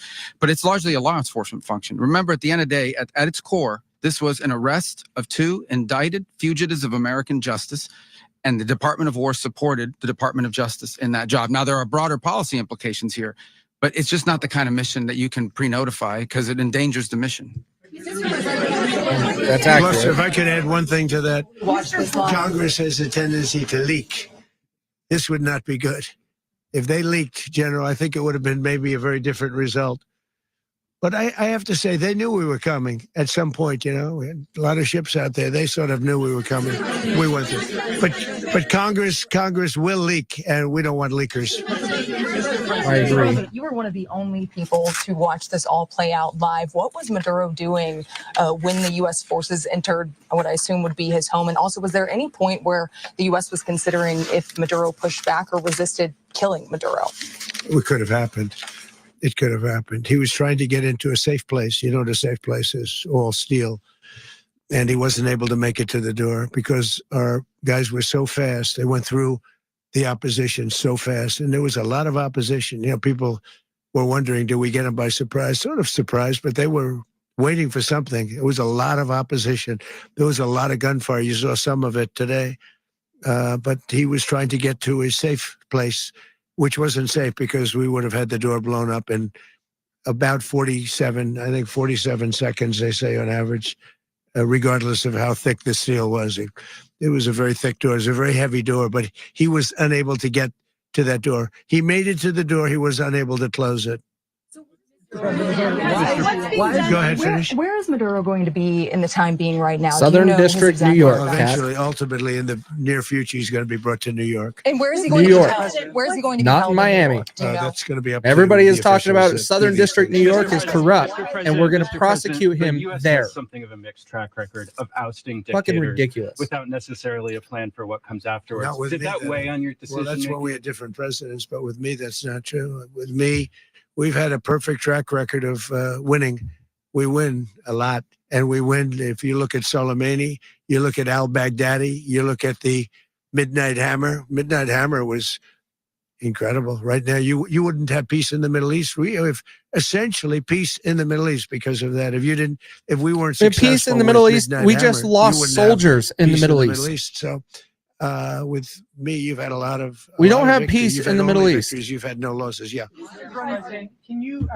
How long do you expect the U.S. to run Venezuela? And how Kilburn, soon you do can't have want your cake and eat it too. to hold elections? So I'd like to Everybody do that it criticized quickly, the but it Southern takes a District period of New time. York for We're Epstein, rebuilding. We have and to now you're going to rebuild that back whole the Southern District of New York and have it there? Infrastructure is rotted. It's actually very dangerous. No. It's blow up No. territory. Oil is very dangerous. It's a very dangerous thing to take out of the ground. It can kill a lot of people. It has killed a lot of people doing just that. The infrastructure is old. It's rotted. Much of it is stuff that we put there 25 years ago, and we're going to be replacing it. And we're going to take a lot of money out so that we can take care of the country. Yeah. Are you saying that Secretary Rubio and Mr. President, China, Russia, and Iran have interests in Venezuela. How does this operation affect your relationships with them when it comes to the oil China and the drugs? and Russia, Russia when we get things straightened out. But in terms of other countries that want oil, we're in the oil business. We're going to sell it to them. We're not going to say we're not going to give it to them. In other words, we'll be selling oil probably in much larger doses because they couldn't produce very much because their infrastructure was so bad. So we'll be selling large amounts of oil to other countries, many of whom are using it now, but I would say many more will come. Exactly, J-Rib. Are you saying that, Mr. President, are you saying that? Oh, Mr. President, thank you. What is your message to the people of Venezuela today? Of course, the civilian population specifically, they have a lot of questions. What is your message to the people of Venezuela? That you're going to have peace, justice. You're going to have some of the riches that you should have had for a long period of time. It was stolen from you. But you're going to have peace and you're going to have safety. You're going to have justice. You're going to have a country. You're going to have a real country. You're going to have potentially a great country. You know, if you go back 20 years, maybe even a little longer ago, that was a great country. And they destroyed it. Remember I said that if we lose this election, the United States will be Venezuela on steroids. That's what would have happened. Had we lost the election, the 2024 election, we suffered so badly. When you look at the border from 2020, what they did, what Joe Biden administration did to our country should never be forgotten. But if we had to go through another year of that, we would be exactly where Venezuela was. In terms, they can claim whatever they want. If they win, we're going to be Venezuela on steroids, and that's what would have happened. President, thank you. Are you saying that Secretary Hegseth and Rubio are going to be running Venezuela, and will you be sending in U.S. military They're troops going to to be a provide? team that's working with the people of Venezuela to make sure that we have Venezuela right. Because for us to just leave, who's going to take over? I mean, there is nobody to take over. You have a vice president who's been appointed by Maduro. And right now she's the vice president and she's, I guess, the president. She was sworn as president just a little while ago. She had a long conversation with Marco and she said, we'll do whatever you need. I think she was quite gracious, but she really doesn't have a choice. We're going to have this done right. We're not going to just do this with Maduro, then leave like everybody else, leave and say, let it go to hell. If we just left, it has zero chance of ever coming back. We'll run it properly. We'll run it professionally. We'll have the greatest oil companies in the world go in and invest billions and billions of dollars and take out money, use that money in Venezuela And the biggest beneficiary are going to be the people of Venezuela. And also, I can't stress this strongly enough, the people that got thrown out of Venezuela that are now in the United States, and frankly, some want to stay and some probably want to go back. Yeah. What's being done to protect Americans in the country, and were any of the detained Americans? Well, right now they're arrested very last night? protected because nobody's going to mess with us. They're very protected. The people of, and we let them know that you better not touch one of them. Are you concerned that bad elements of the Maduro regime will remain in place? Well, we know who they are. We're on them, and they're acting much differently now than they would have acted 2 days ago. Okay, wait, behind you, please. Mr. President, why is running a country in South America America first? Well, I think it is because we want to surround ourselves with good neighbors. We want to surround ourselves with stability. We want to surround ourselves. Cap, that's what we get for doing business in another country. Energy in that country. That's simple. It's very important that we protect we it. need to stay out of other countries. Ourselves. We need that for the world. America first. And we want to make sure we employ can Americans, not Venezuelans. Yes, sir. Please go ahead. Is there a message here for Cuba and Diaz-Canel? Well, Cuba is an interesting case. Cuba is, not doing very well right now. That system has not been a very good one for Cuba. The people there have suffered for many, many years. And I think Cuba is going to be something we'll end up talking about because Cuba is a failing nation right now, very badly. Let them fail. Nation. And we want to help the people. It's very similar in the sense that we want to help the people in Cuba, but we want to also help the people that were forced out of Cuba and let Cuba living in fail. this country. Do you want to say something about that, Marco, please? Well, I mean, I just gave you a statement a few minutes ago about, when the president speaks, you should take him seriously. So suffice it to say, Cuba is a disaster. It's run by incompetent, senile men, and in some cases, not senile, but incompetent nonetheless. It has no economy. It's in total collapse. And by the way, they were, all of the guards that helped protect Maduro, this is well known, their whole spy agency, all that were full of Cubans. I mean, it's amazing. This poor island took over Venezuela in some cases. One of the biggest problems the Venezuelans have is they have to declare independence from Cuba. They tried to basically colonize it from a security standpoint. So, yeah, look, if I lived in Havana and I was in the government, I'd be concerned, at least a little bit. Putting up the oil flow to Cuba from Venezuela? Well, the president already announced a week ago that anything that's sanctioned oil, it's not going to be allowed to get there. So that's an pre-existing. Mr. President. The answer is yes. Yes. Aware of the location of opposition leader Machado, and have you been in contact with her? No, we haven't. No, we haven't. Mr. President, Do you have any hesitations about Machado? Mr. President, on Monday. Oh, I think it would be very tough for her to be the leader. She doesn't have the support within or the respect within the country. She's a very nice woman, but she doesn't have the respect to be the Mr. President, leader. is it possible that the U.S. ends up administrating Venezuela for years? Well, it won't cost us anything because the money coming out of the ground is very substantial. So it's not going to cost us anything. Money coming out of the ground. We want safety there. That's We what this want is to be about. Is surrounded all by oil, countries not that are drugs. housing Oil. all of our enemies all over the world. That's what was happening, and you don't want to have that. But we're going to be rebuilding, and we're not spending money. The oil companies are going to go in. They're going to spend money. We're going to take back the oil that, frankly, we should have taken back a long time ago. A lot of money is coming out of the ground. We're going to get reimbursed for all of that. We're going to get reimbursed for everything that we spend. So it's going to be a very important. This is a very big evening that took place last night. We have to be surrounded by safe, secure countries. And we also have to have energy, very important. We have to have energy that's real energy, not where they're getting 4% and 5% of the energy out of the ground. You take a look, it was such a disaster. So what's going to happen with Venezuela, I think, over the next period of a year is going to be a great thing. And the people of Venezuela will be the biggest beneficiaries. Mr. President, U.S. military. Mr. President, thank you. What did you last speak to Maduro about when you spoke? And is the Well, I don't want to get into the conversation. Kilburn, I already addressed what's not to like about this. When did we arrest any corrupt politician? I actually thought he was pretty close to doing so, but now he wished he did. Yeah. You said that Maduro. But we'll arrest another country's president. That's a priority because of oil. She was convicted many drug trucks. and you want to get Can you money explain out how of these politics, situations and you Well, want to the- get all of this yeah, stuff to where I endorsed, our as government you know, isn't the ran winning by president, corporations, the man that who is won what in this shit Honduras. I does. endorsed It the man who embraces won and in supports that mentality. Chile. I endorsed the man who won in Argentina.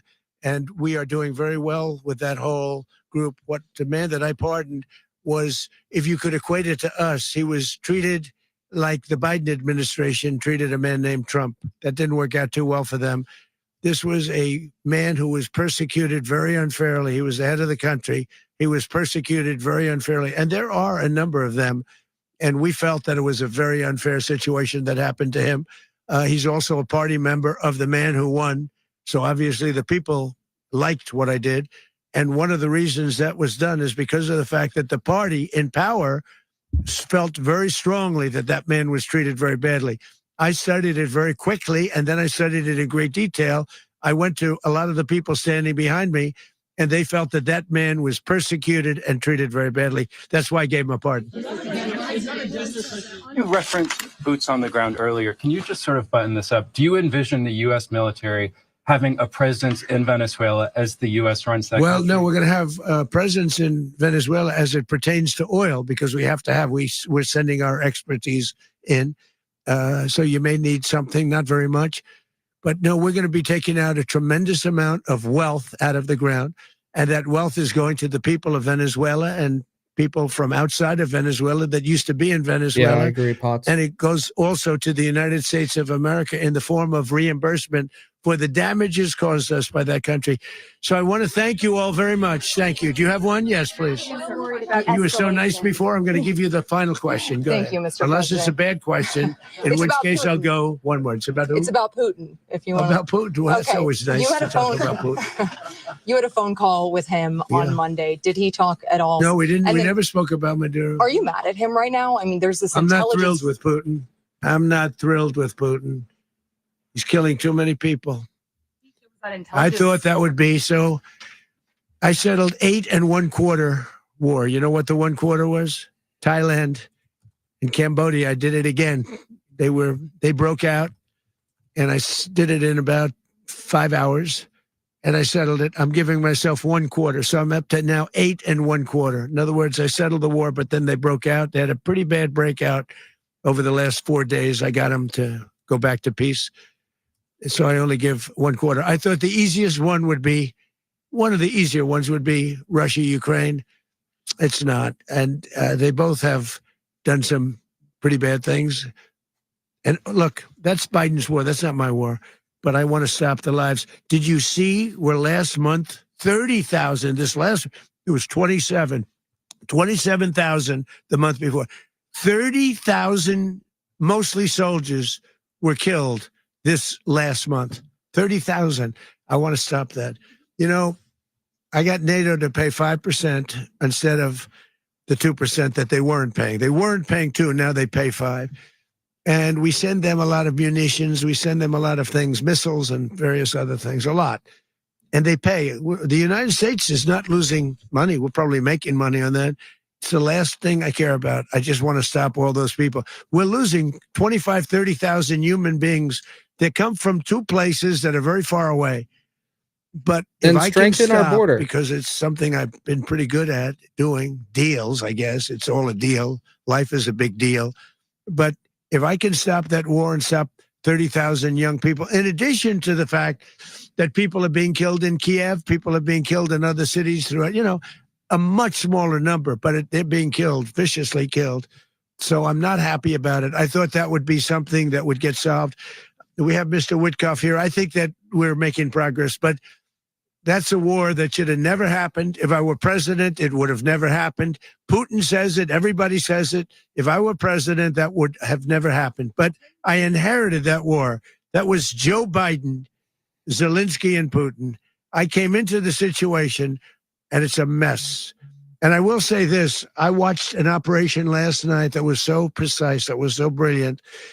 I mean, it was incredible. If we had our people, like this general, and our people involved, that war would not have gone on very long. That I can tell you. That war, to use an old term, that war has become a bloodbath, and we want it to get stopped. Thank you very much. All right, let's get into this. Make sure he doesn't turn around and come back.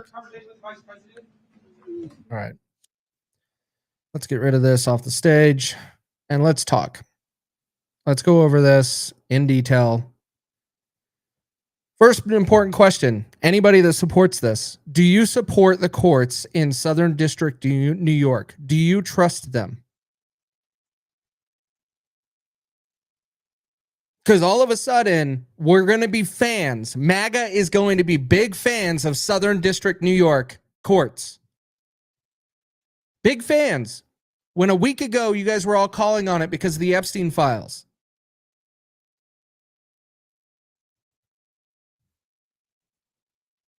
So we're going to be big fans because that's where we're doing it.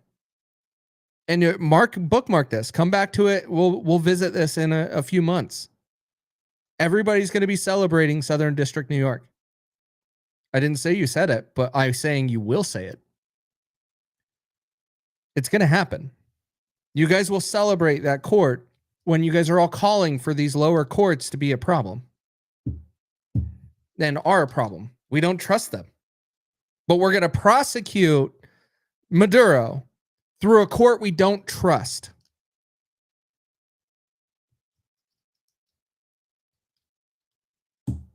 Weird, huh? Like moving it redistricted. So are you talking about gerrymandering? Like when we start changing the districts? Or are you talking about we move it to a different state? Like this is where none of this is starting to make sense. None of it. It's all over oil. We are rinse and repeating exactly what Bush did in Afghanistan and the Middle East.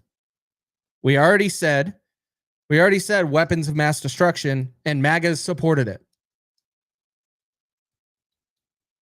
Exactly, J-Rev. It's chess. No, it's not. We have officially held more politicians accountable outside our border than we did inside our border. We are a -5. We care about Venezuela's country more than we do America in general. We have not held any of the corruption accountable here. Not one. But we're going to celebrate. I agree, Potts. We're going to celebrate this as a win. Now, yes, good for Venezuela. They're going to be super happy. I'm glad that they're getting out from underneath this. I'm going to acknowledge that. Like, he is a bad guy, and that country is in a very tough spot. And I feel for the Venezuelans, but it's none of our fucking business. None of it. You remember the Arab Spring, like uprising where people were wanting to fight back? Kilburn. Oh my gosh. Yeah. Walz is going to get out of everything. I guarantee it. And I will tell you, Walz will probably even get reelected. One piece has to fall first? What piece? We have all of this evidence, supposedly, of fraud. It was announced in Georgia about the case and all of those ballots. Why have none of those people been arrested? This is about money and oil. Nothing else. We don't hold our own politicians accountable. We hold other politicians in other countries accountable more than we do in our country. We have yet to do a single thing for Americans in this regard. And Trump said, make Venezuela great again. That's a priority now. It should be none of our fucking business. We need to fix our own damn country and figure out how we're going to pay off $38 trillion in debt. That's what we need to do. But now we're part of rebuilding Venezuela, and he said, oh, the oil companies are going to pay for it. And then he added, so the clip can happen. So MAGA can go and clip it and say, hey, here's the clip. Oil companies are paying for it. And it was very purposely done that it was later that he acknowledges that they will be reimbursed. That is how politicians talk. That is how you can get clips that go viral that people take out of context. This is how you get played in the United States of America.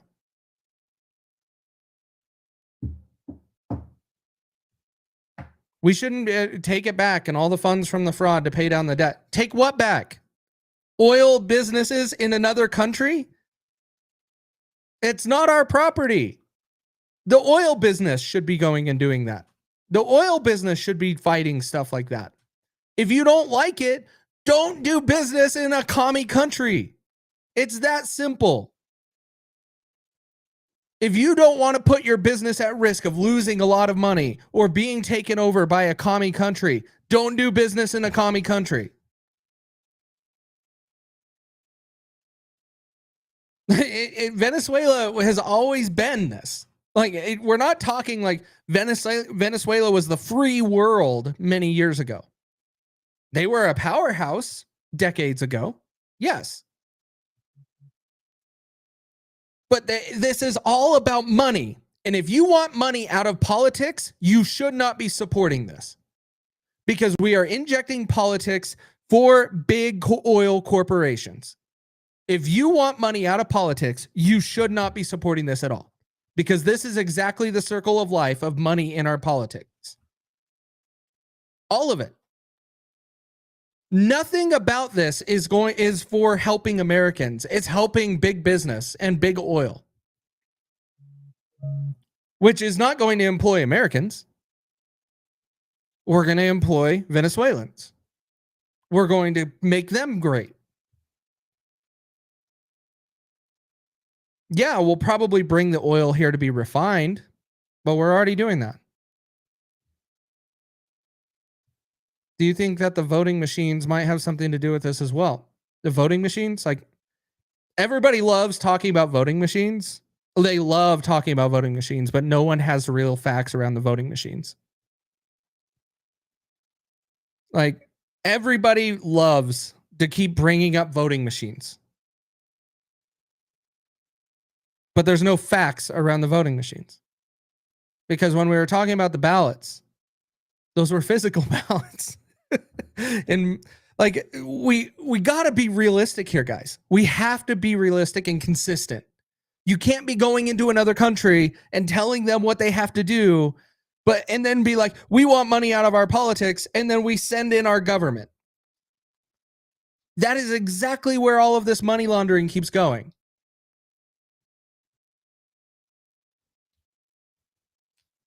Why haven't we arrested a single person with what's going on in Minnesota?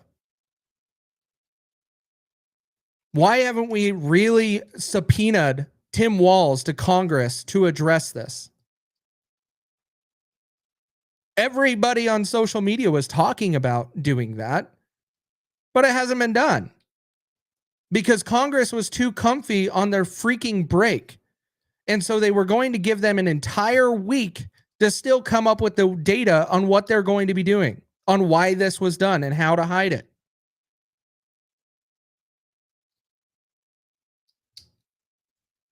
Kat, you're supporting this, though. We're running their country for them until they have a replacement.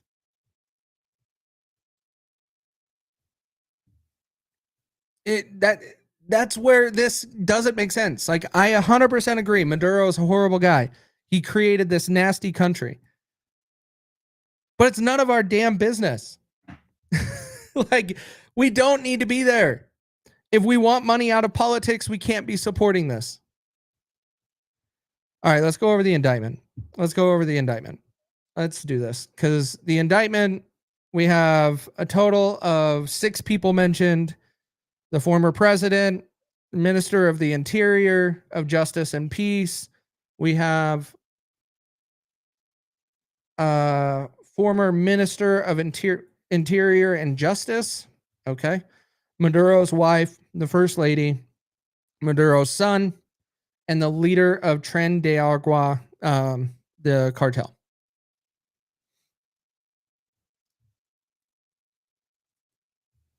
Well, we are, Kat. This is what we get. This is what we get when we celebrate this. You can't play both sides. We can't have our cake and eat it too, as saying we can go around and police the world, but then we don't want to be playing politics in other countries. You can't do that. You have to pick one of the sides. If not, you're flip-flopping like a politician. That's the thing. We have to be honest. This is not something we should be involved in. I get it. We did a good thing. But we shouldn't be doing it when we're $38 trillion in debt and we say we're America first and we are trying to make America wealthy. Like he said, we're going to make Venezuelans rich. When are we going to make Americans rich? When are we going to actually focus on our country? We have to be doing this. But we're worried about another country. You can't, Kat. You can't be on both sides of the coin on this. You have no stance with anything. You can support, you want to shut down money in our politics and get rid of corruption in our US government. You want to do that, but you're also going to allow that government to go into another country and rebuild their political statements? And their whole country? We're going to do a whole regime change?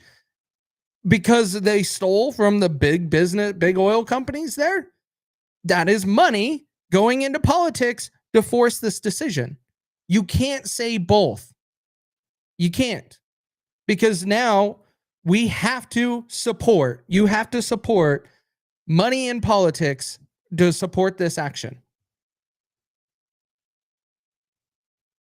Now, if Venezuela was attacking us for some other reason, so be it. It's a little bit different then. It is political, Kat. Trump just said we're making Venezuela rich. We're going to take back our oil and give it to the oil companies. How can you not get any more political? That is all political. We removed the president. We're going to run their country until they find a new leader. That is all political. Every little bit of it. You can't say it's not. Kilburn, I understand that. But that's how many Venezuelans are here? There's far more Islamic people coming into our country than there is Venezuelans. There's a lot of Venezuelans, but far more from other countries. Should not run their country. But you're supporting this action. We're running their country. We removed who was running their country and we inserted ourselves to run their country. That's all political. All of it. All right, the indictment. Let's go over this here. Let me share my screen. Let me get this up on here. This is just frustrating, guys. Like, we need to mind our own business. We need to focus on America, and we're not doing anything to do so. And it sucks. We're putting Americans second or last. No more America first. Venezuela is first. Venezuela is first. We have officially arrested more Venezuelan politicians than we have Americans.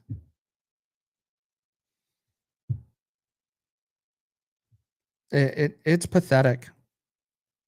Need to focus on our own country and take care of this Islamic. There you go, Derek. There you go. That's it. But no, Venezuela is the concern. For over 25 years, leaders of Venezuela has abused their position of public trust and corrupt once legitimate institutions to import tons of cocaine into the United States. So we're saying, okay, cocaine. That's how we're starting off this indictment. Great. All right, let's go through this. We got 4 counts of narco-terrorism conspiracy. That goes against Maduro. That goes against the Minister of Interior, Justice, and Peace. And that goes against the former Minister of Interior and Justice. Those 3 people got 4 counts of narco-terrorism conspiracy.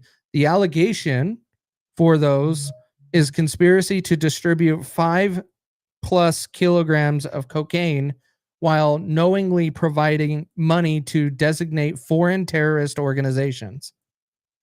Okay. Count 2, cocaine importation conspiracy, all 6 people. So that would be Maduro, Minister of Interior, former Minister of Interior, Maduro's wife, Maduro's son, and the leader of Nicaragua, the cartels. And that's all of these, all of them are in the next 4 counts. So conspiracy to import cocaine into the United States, fair. That is a fair charge. Count 3, possession of machine guns and destructive devices. Using and carrying machine guns and destructive devices during drug trafficking crimes. Last I checked, the Second Amendment does not restrict machine guns. They're going to lose on that one.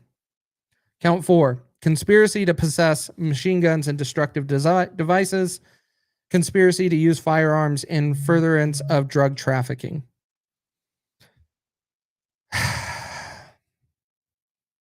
So those are all of the allegations. We used drugs as the reason we're going to prosecute them, but we did an entire press conference talking about how we're taking back our oil. It's about the drugs. Why is that? Why did we just do, what was that, a 35, 40-minute press conference talking about taking back our oil and making that country rich again, but we're charging them with drug charges? This is a shady government, guys.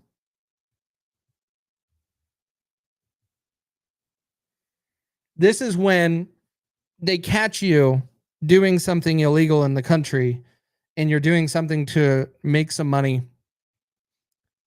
They don't get you on doing something illegal in the country. They get you on tax evasion. So we're claiming drugs to get the oil. That is exactly what's going on here. Now, and I shouldn't say claiming drugs. We know cocaine comes from Venezuela. Not a huge amount, but a good amount comes from Venezuela. Not fentanyl. So MAGA, that was all screaming fentanyl is killing our kids. Venezuela, and it was just admitted by your government, this is not fentanyl. So stop talking about it. This is where the internet is evil, because people think that they know what the fuck they're talking about and they don't know shit.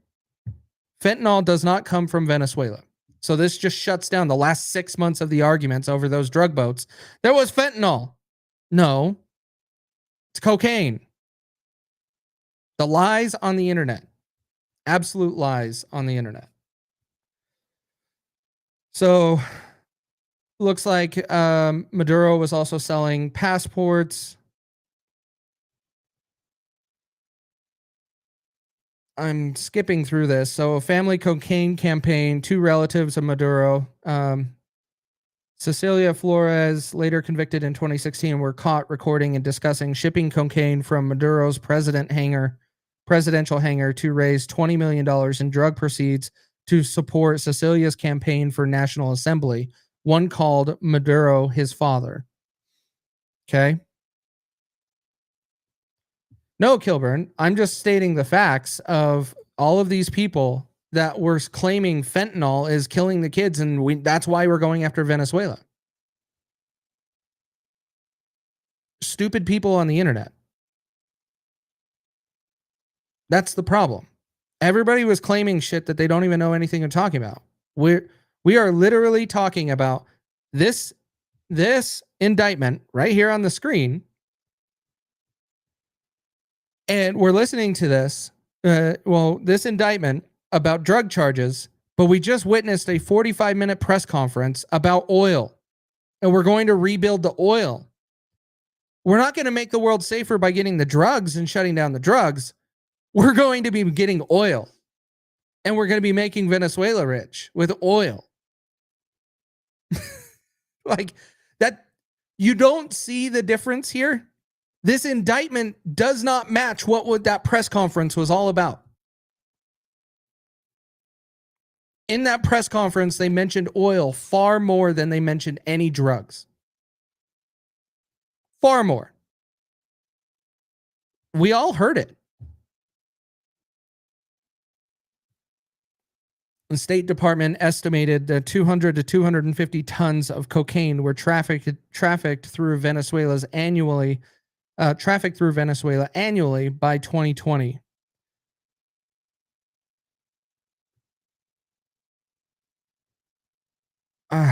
Man.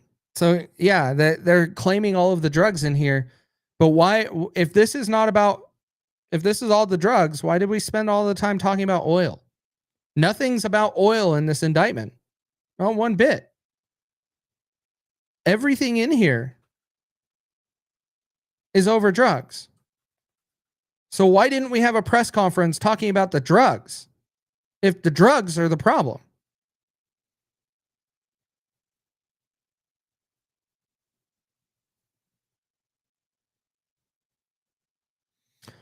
Maduro covering up a seizure September 2013. Months after becoming president, 1.3 tons of cocaine was shipped from Caracas to Paris and seized.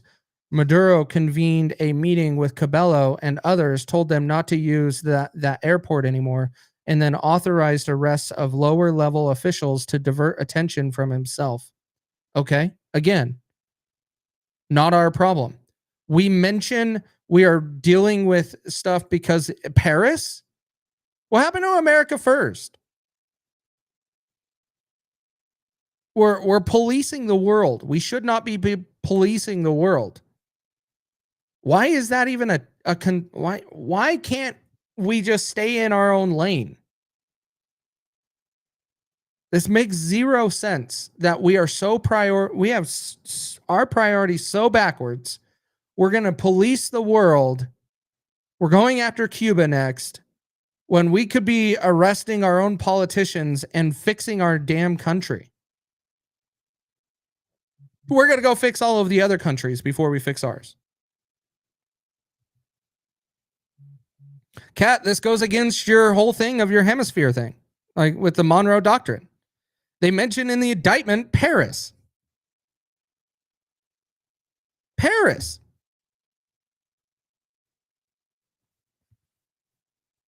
We are starting to deal with all of the other countries' issues. Nowhere in this indictment do we mention anything about oil.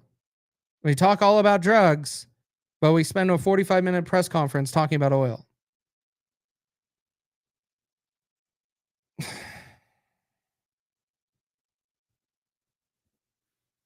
The hypocrisy here is insane. And we say this administration is better. How?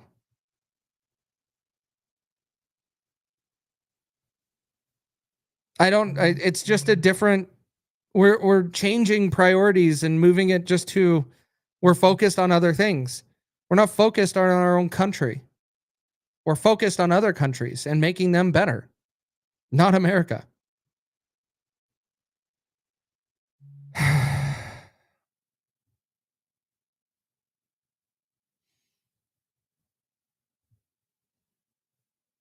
Venezuela has the largest proven oil reserves in the world. The charges appear legitimate, right?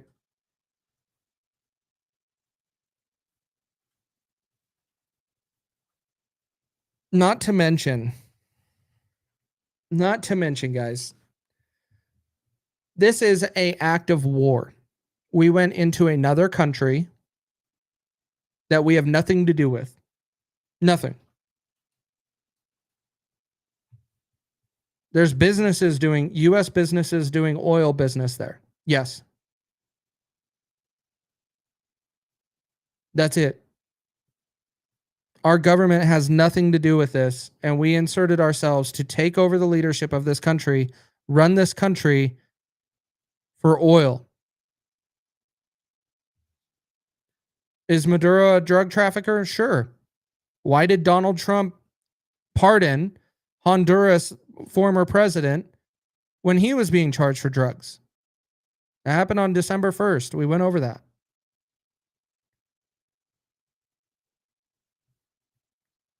Potts, when you say who, which one are you referring to? Because there's a delay, so I don't know exactly which one you're referring to. Are you referring to Trump's pardon? Because if it was Trump's pardon, we're talking about Juan Orlando Hernandez.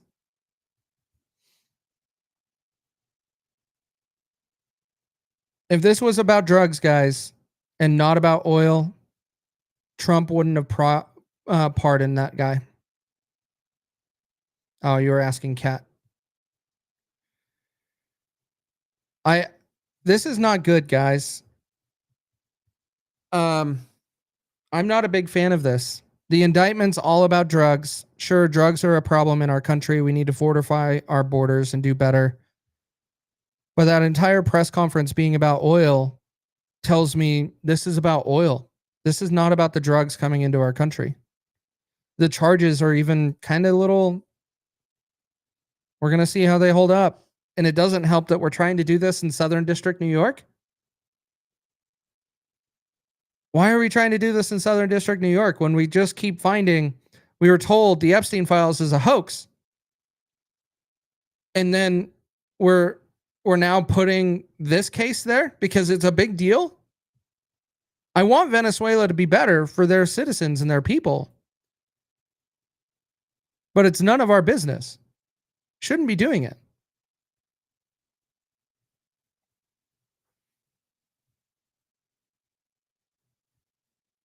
This is not good, guys. This is looking at all of this and then hearing that press conference. I was a lot more on the fence before I heard that press conference. So I'll be honest. I'm more against this after hearing them just talk about oil for 45 minutes. If it was legitimately about drugs, because it does impact our country, then they would have done much more of their segment talking about drugs, not oil. Chris, you're correct. That's the part that I'm saying. The only way the charges will actually uphold is because we're controlling that court. That court needs to cover their ass for the Epstein files. So we're going to be using this one and throwing this through there. Derek, you're asking the right question. Why do we have to be the ones to go around and make the other countries great? You got me, man. We're the free country in this world, or at least we claim to be. I have all the licenses to prove it. That we're the freest country in the world. We really need to unleash Americans to be free and make Americans rich and make America great, not Venezuela. Other countries, especially depressed, can't do it. Hell, we can't do it here. Yeah, well, they can do it.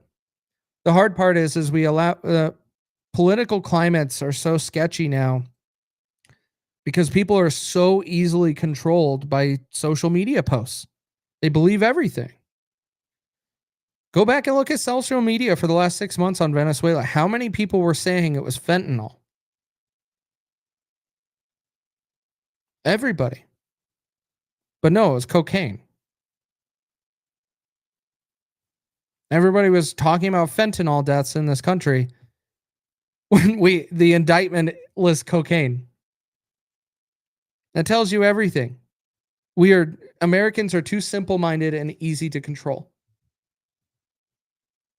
We won't be free much longer if we don't stop Islam from our corruption. Yeah, that's a bigger priority to me. Is that. So one name to be thinking about, I don't know if they're going to try, but Juan Guaido, I think is how you say his name. Juan Guaido was a young young guy that was running against Maduro in 2018, I think is what it was. Let me look. Was it 2018? Yeah, 2019 to 2021. He was saying he won the election and it shouldn't have been Maduro. And he probably did. Maduro is not a good guy. I 100% agree. But it's none of our business to go in and be changing that. None of it. So we may see Juan Guaido, however you say his name, come back up as the name to insert as a president. He is 42 years old. So he's still around. And we'll see if that is the name that comes up. Seems likely at this point. There is a VP that they say is the president. They said the name on the press conference. Let me just look that up. Current VP, Venezuela. Delcy Rodriguez. And so with Delcy Rodriguez running the show over there, is she just going along because she doesn't want to be Maduro'd? So she's going to go along to get along, or are they actually going to replace her with somebody else?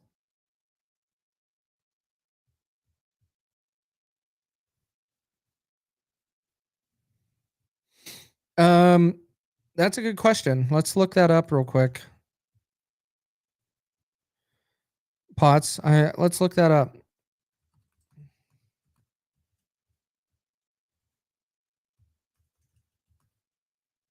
And actually, I should get some of my friends to talk about this from Venezuela and get their. I know they're happy. Like Venezuela is going to be happy, very happy, and good for them. But it's none of our business.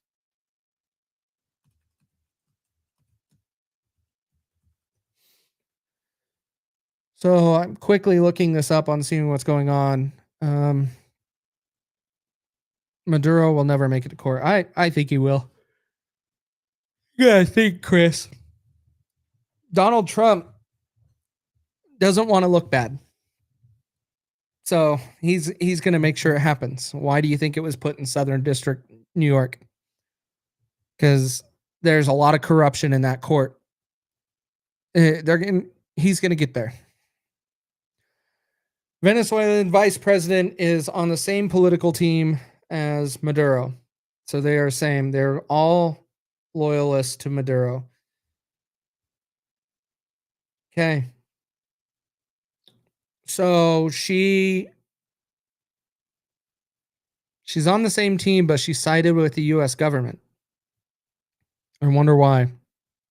So we can spare her from the indictment. We probably made a deal with her that she will not fight back against the US government, so we won't include her on the indictment. That's what it is.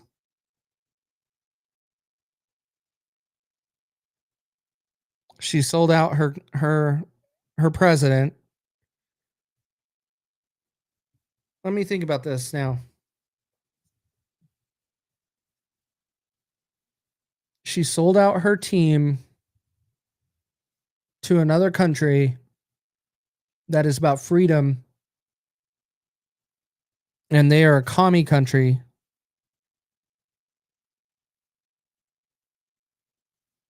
So she did it just for probably to rebuild the country and a little bit of fame and then slowly bring it back to the corruption that they have. I'm going to have to think through that more. Think through that. Chris, I understand. I don't think it will go that far though. Because then Trump won't be able to claim he did something. Got to remember, it's Trump's ego here. He doesn't like to look bad. Or that he didn't achieve stuff. Why do you think he was trying to say the Epstein files were a hoax? I don't know. I really struggle with this one, guys.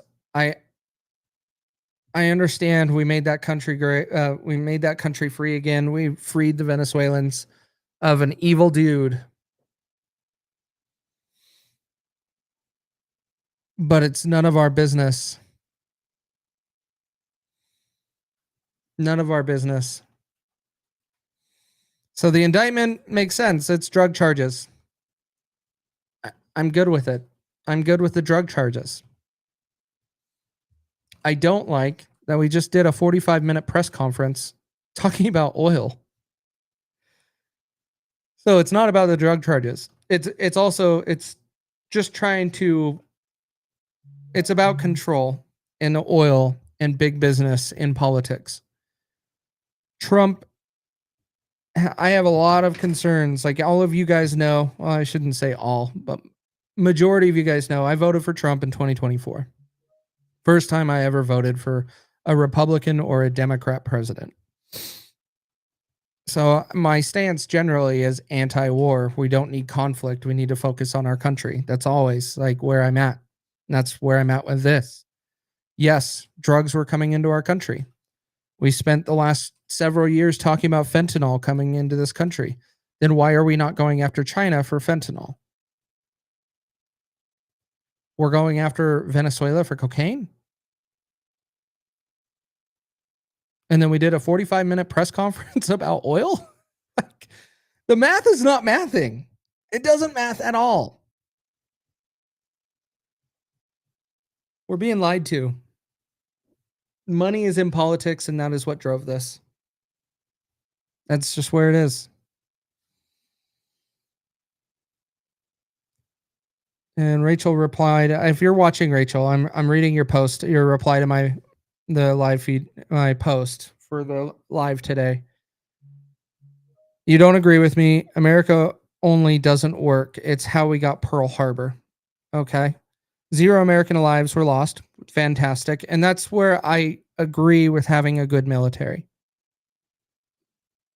Having a good military gives us capability of doing these things, but we need to be only doing these things if we are being attacked. And so generally my default is no, we don't need to be funding the military industrial complex because it's just where we spend more money. And we funnel money, your taxpayer money, we funnel that to the leaders of Lockheed Martin, Northrop Grumman, and then what are the others? There's several that benefit from these things because we build more military stuff, and we funnel money to those big corporations that build it. And they charge for a set of screws. A set of screws you can buy from Ace Hardware or Home Depot.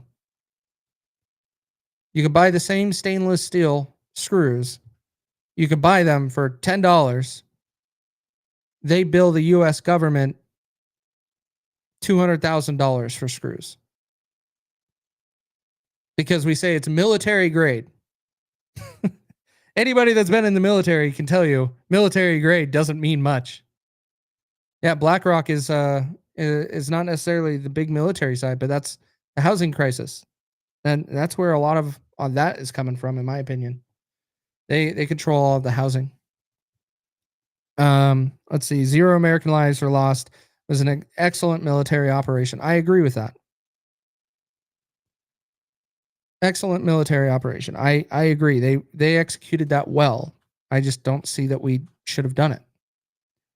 There is 0 reason why Congress should have been notified.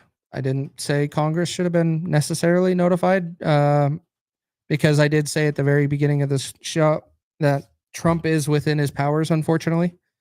We are saying that these are charges for drugs and these other things. When we have the Article 2, Section 2 of the Constitution that gives the president some of these powers. It is a gray area within how you declare war because this is an act of war. So it is a gray area. Big time. But I don't support it.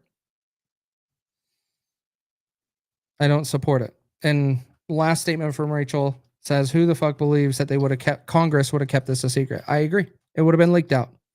Very similar to Signalgate with Pete Hegseth. Our Congress subpoenaed Pete Hegseth instantly after Signalgate. Our Congress has yet to file a subpoena for Tim Walz for Minnesota. That is where our focus should be. But no, we went to Venezuela to deal with that shit. You see this corruption, guys? This is what I'm talking about. And now I'm just rambling because it's frustrating that we will talk more about oil in another country than we will talk about how we're going to clean up our country and fix our corrupt politicians. We're $38 trillion in debt due to corrupt politicians.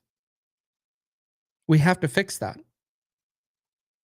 Fixing the oil industry in Venezuela is not going to fix our corruption in our country and on our politicians. It won't. It helps big business. It helps other people become more wealthy. And this is where I sound like Bernie Sanders.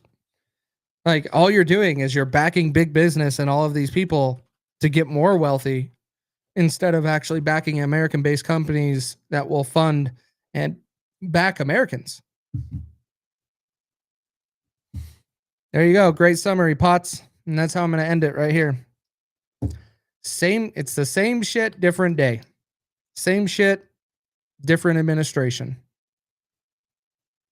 We just pick a different enemy. That's all it is. Well, it's disappointing, guys. I was hoping I was going to get some information from Trump that might sway me to be in a little bit more support, and doing an entire presser about oil tells me where this is going. And so that gave me all of my answers to be very against it. I tried to be open-minded at the beginning to let them persuade me and show me the evidence on what's going on. And none of it's here. We did a 45-minute press conference about oil, and we're going to make Venezuela great again. Well, that's where we'll end it, guys. Thanks for tuning in with me. I appreciate you guys. We'll be back on the regular cadence for shows this next week. Wednesdays, 8 p.m. Eastern. We'll be covering all of this stuff. We're going to talk about this. We got to talk a lot about Minnesota. We got to talk about some of these other things that are going on. Utah's legislature is going to start opening in the end of January. So you're going to see me more involved in that, going live from the Capitol. Hopefully I can get some people on the show to interview, but politicians are weak right now. They don't want to hear questions. They don't want to be questioned. Even during our election in November, I was denied doing a podcast with several people running it in my county and even in my city. They wanted to do a phone call with me. They did not want to do a podcast. It freaks me out that my city is starting to show the signs of corruption I don't like, but we're going to expose it, guys. Have a great weekend, everybody. Thanks for tuning in with me, and we will see you again on Wednesday, 8 p.m. Eastern.